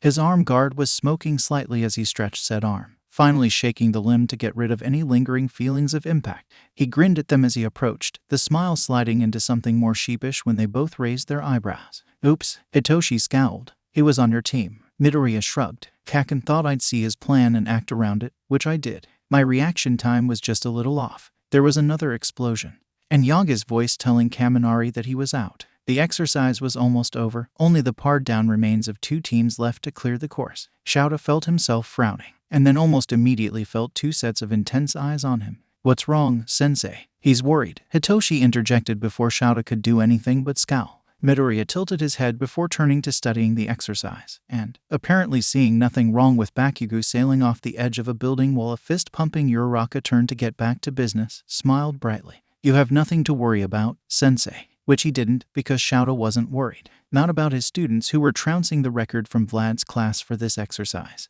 and not about problem cousins who were gallivanting off in Australia. Then the knowledge that this was Midoriya flared a warning sign in Shouta's brain, reminding him that Midoriya had been spending an awful lot of time with Harry, and a not insignificant portion of that time was spent in conjunction with Nezu. What do you know that I don't? Izuku flashed an all-is-well grin that he learned from All Might. That revenge is best served petty. Why do you assume I don't know that? Both boys turned to look at him with what could only be described as glee in their eyes. The glee quickly faded as a sudden influx of heat had several of his students, Hitoshi included, falling into battle stances. Midoriya just looked at him for confirmation and then grinned harder. There was a bright burst of flame, emerald edges licking out, and 3 more teenagers were in the gym. Ron had a deceptively small backpack slung over his shoulder, Hermione a very battered messenger bag resting on her hip, and Harry a smug phoenix on his head. The bird flew off when Harry spotted Zawa, hesitated a moment, then took a couple quick steps and threw his arms around Shouta's waist. The breath Shouta released was not relieved, but he still didn't waste much time before bringing up his arms and running one hand through his cousin's curls. Have fun, problem cousin. Harry leaned back though kept his arms around Shouta. I got to threaten someone's soul. There was a strange burst of silence that rippled out into the members of the class that had finished the exercise. Noise returned with Ron's grumbling. He'd slung the bag off his shoulder, buried his arm up to the elbow in one of the small outer openings, and finally pulled out 3 coins he placed into a smug Hermione's palm. Thank you. Come on. I mean, bodily harm was too obvious, yeah, but a little eternal misery was a perfectly reasonable bet. Harry stepped out of Shouta's space to stare at his friends, hands on his hips. Really? Hermione smiled softly even as she tucked the coins into her pocket. You're a bit protective, Harry, particularly of me and Myone. True. Hermione nodded and so did Shouta, though only Hitoshi and Midoriya noticed. You also have a bit of a temper, Ron continued, which is under control. Harry wilted a bit under their combined expressions and Shouta tried not to snort. At least 4 people, Kaminari and Zero included, failed in their own efforts. Now, yes, you've done very well. Hermione actually sounded proud,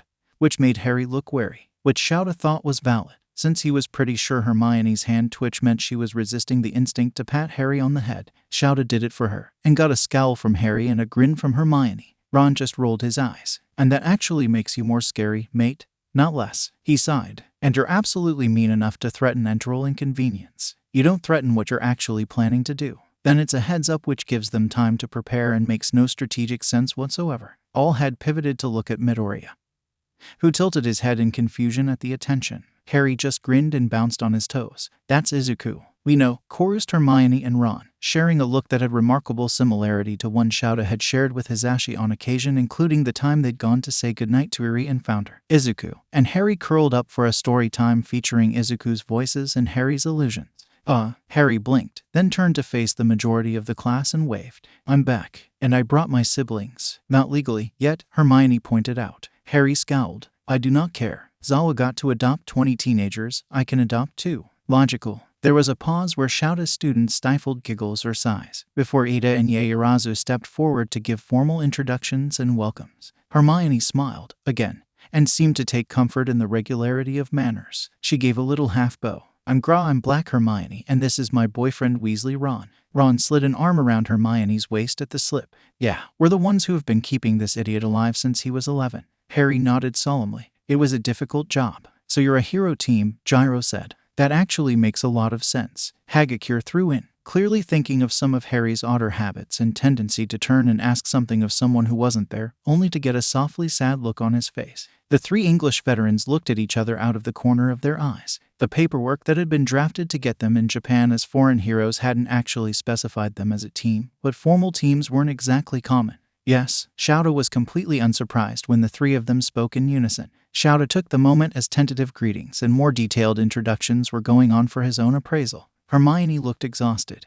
Not so much in the face, though there were bruises under her eyes, but in her posture. Something had been taken from her, and it showed in the slightest hunch of her shoulders and the way she leaned on either Ron or Harry, whomever was closest. It also showed in the way that either Ron or Harry was always close enough for that lean. Harry had left her side to greet Shouta but had now completely migrated back to Hermione's side. And it really wasn't surprising his students had pegged them as heroes from the start. Harry had relaxed slightly, slowly, in tiny heart-stopping moments since he'd been here. Now with his seconds at his side. Well, now with his threatened and not feeling entirely safe yet seconds at his side. That wasn't the case. They stood in a triangle position constantly, with one person always forward and the others watching their back. They never all spoke at the same time. One person always silent as eyes roved over the space and categorized their surroundings. They touched all the time, one person or another offering quick little brushes of support, firm leans of presences, and detailed gestures of communication. Shouta's class, to his deep pride, caught on to this. Maybe not the specific signs, or at least not all of them, but they were accommodating.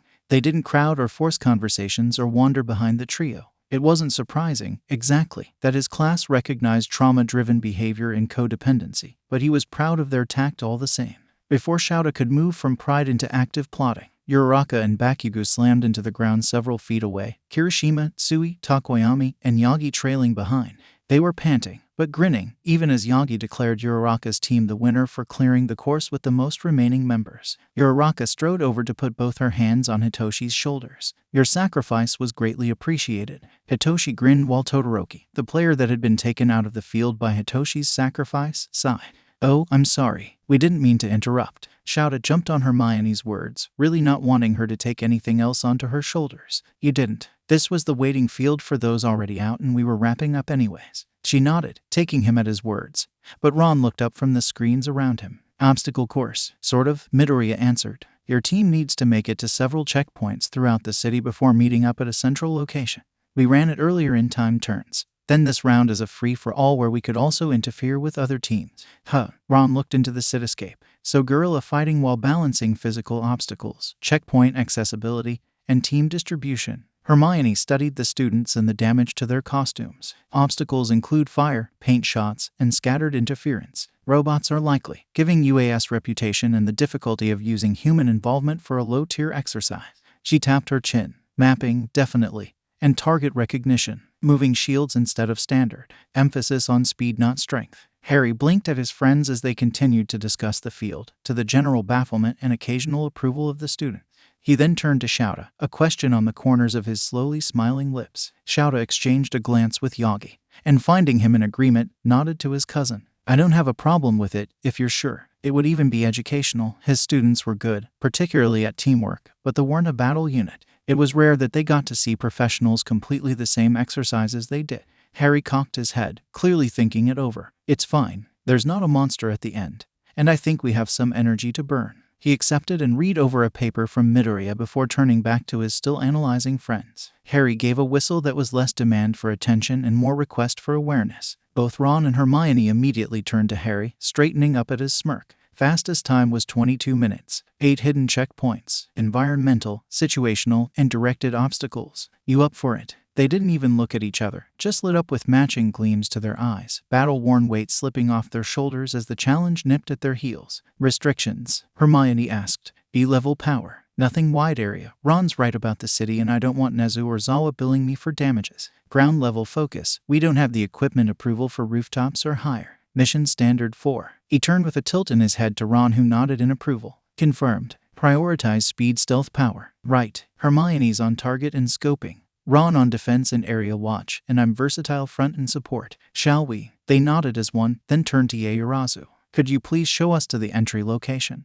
She hesitated, glancing at Shouta, who nodded. Of course. I could take you to the change rooms first, if you'd like to gear up. Harry looked down at his long coat, fingers unconsciously dragging over the soft material and dragging over what Shouta knew was a series of hidden compartments. After a quick glance at Hermione and Ron in their battered bags and serviceable boots, he quirked an odd little smile that held as many weapons as his pockets. That won't be necessary. We're already prepared. Yeah, learned that lesson the hard way. Ron's parting words were muttered, but still perfectly audible, even as they followed Yaoyorozu out. All eyes turned to Midoriya, which was a bit of a relief, since Shouta was sure they'd focus on him. Midoriya also looked a little confused. What? Nerd. What are their quirks? Bakugo said. Midoriya just blinked. I just met them, and they didn't use their quirks at all. Itoshi sighed and poked Midoriya in the forehead. But you're friends with Harry. Midoriya looked like he was starting to think patience was a myth. So are most of you. Yeah, Uraraka leaned on Hitoshi's shoulder. But when he talked about his friends, you asked?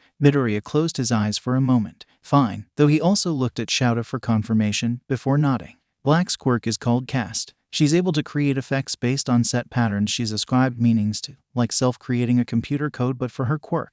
Harry says she can do this both verbally and in writing form. Ron's quirk is Target and creates different colors of light that have different effects. He uses a support item to help direct his quirk. Izuku tilted his head in a way that Shouta recognized as the boy thinking at his most dangerous. Harry said they're part of the same family line quirk situation that Murata talked about earlier. At the mention of Murata, several shoulders tensed. The woman had really ruffled his class's feathers. Oh, shit. All eyes turned to Kaminari, who simply pointed at the screens that were showing Harry, Hermione, and Ron proceeding through the city with ferocious efficiency. Yagi slid up to him and they stood several feet back from the crowding teenagers. Shouta waited. There were several things Yagi could say, several things Shouta thought he might say, but he really wasn't sure what would win out. They're not okay. Shouta took a deep breath. He took a deep breath and watched his kids and their steadily growing awe and respect. He watched Midoriya stand stock still, a small frown on his face even as his friends flanked him in a way that made sure he wouldn't be interrupted from whatever he was seeing that they weren't.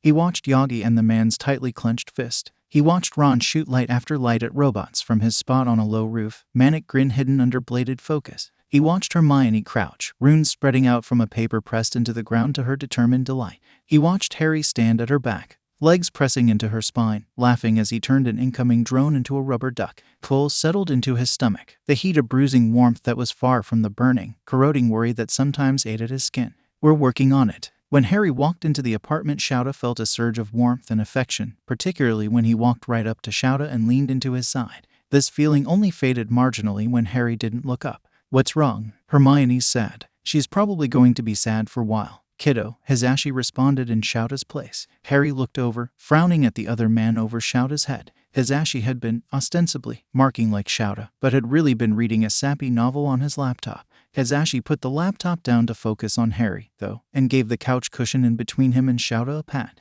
Harry looked at it for a long moment, before getting up off the couch arm next to Shouta and tentatively settling in between Shouta and his husband.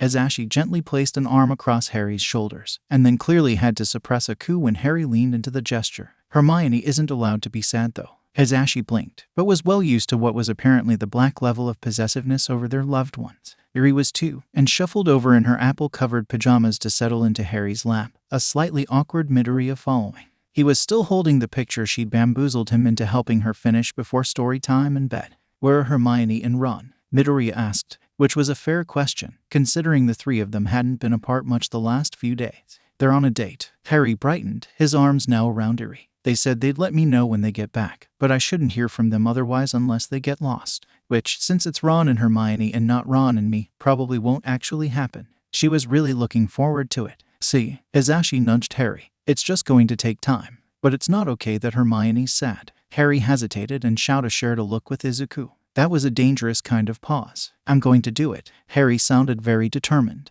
Izuku nodded, slowly. I think you need to. Shouta sighed. If you must. Harry was right. Hermione being sad wasn't okay. Not at all. She deserved to be happy and occupied and engaged, no matter the headaches it would leave him. Hisashi stared at all three of them, before looking down to a nodding Erie. I honestly can't tell if you know what's going on, Erie Berry, or if you're just agreeing with your favorite people. Erie grinned up at him, all teeth, and Shouta was deeply, viscerally proud. A feeling that only compounded when Hisashi yelled, "Stop corrupting my daughter." Harry and Shouta both said, "No," in perfect unison. Izuku just tilted his head slightly in the other direction. I have no idea what you mean. It was a very goof-innocent expression. Top marks. Hisashi still pointed at Izuku with the hand not wrapped around Harry's shoulder. I've been married to Shu for almost a decade and I know exactly why you get along so well with this family. Don't even. Izuku looked startled in a way that he very rarely was anymore and reached up to rub the back of his neck with a soft, barely there smile. He didn't deny anything, though. Shouta sighed again. Right, Azashi and I are taking Erie to visit his parents tomorrow. The initial chaos would not be his problem. No, it would not. Azashi pivoted to face Shouta, his blonde hair swinging and making Erie blow it out of her face. We are. Yes. Harry and Izuku looked at each other, complete understanding of this plan on their faces. It is the weekend, Izuku said carefully, in the manner of people trying to avoid their own messes everywhere. Do you want to come over for dinner? You could meet my mother. Harry nodded rapidly. Yes, I do. Shouta mentally added some time to his schedule tomorrow to talk down his cousin from panicking over a new social situation. Still, approved. Azashi shook his head. What is going on? He received nothing but pitying looks. 4:24 p.m. Ron, I hate you. Ron, but thank Merlin. Hermione, you brilliant boy. Harry, aw, I love you too. 5:01 p.m. Nezu, I've hired a secretary. Vlad, okay. 13, that's wonderful. You're always so busy. 13, are they nice? Snipe, I'm suspicious. Aizawa, wise man. Vlad, aren't you off campus? Aizawa, yes. Yagi, Hermione is lovely. I'm sure you'll work well together. Hazashi, oh. Hazashi, oh. Hazashi, I suddenly get why we're visiting my parents. Vlad, what?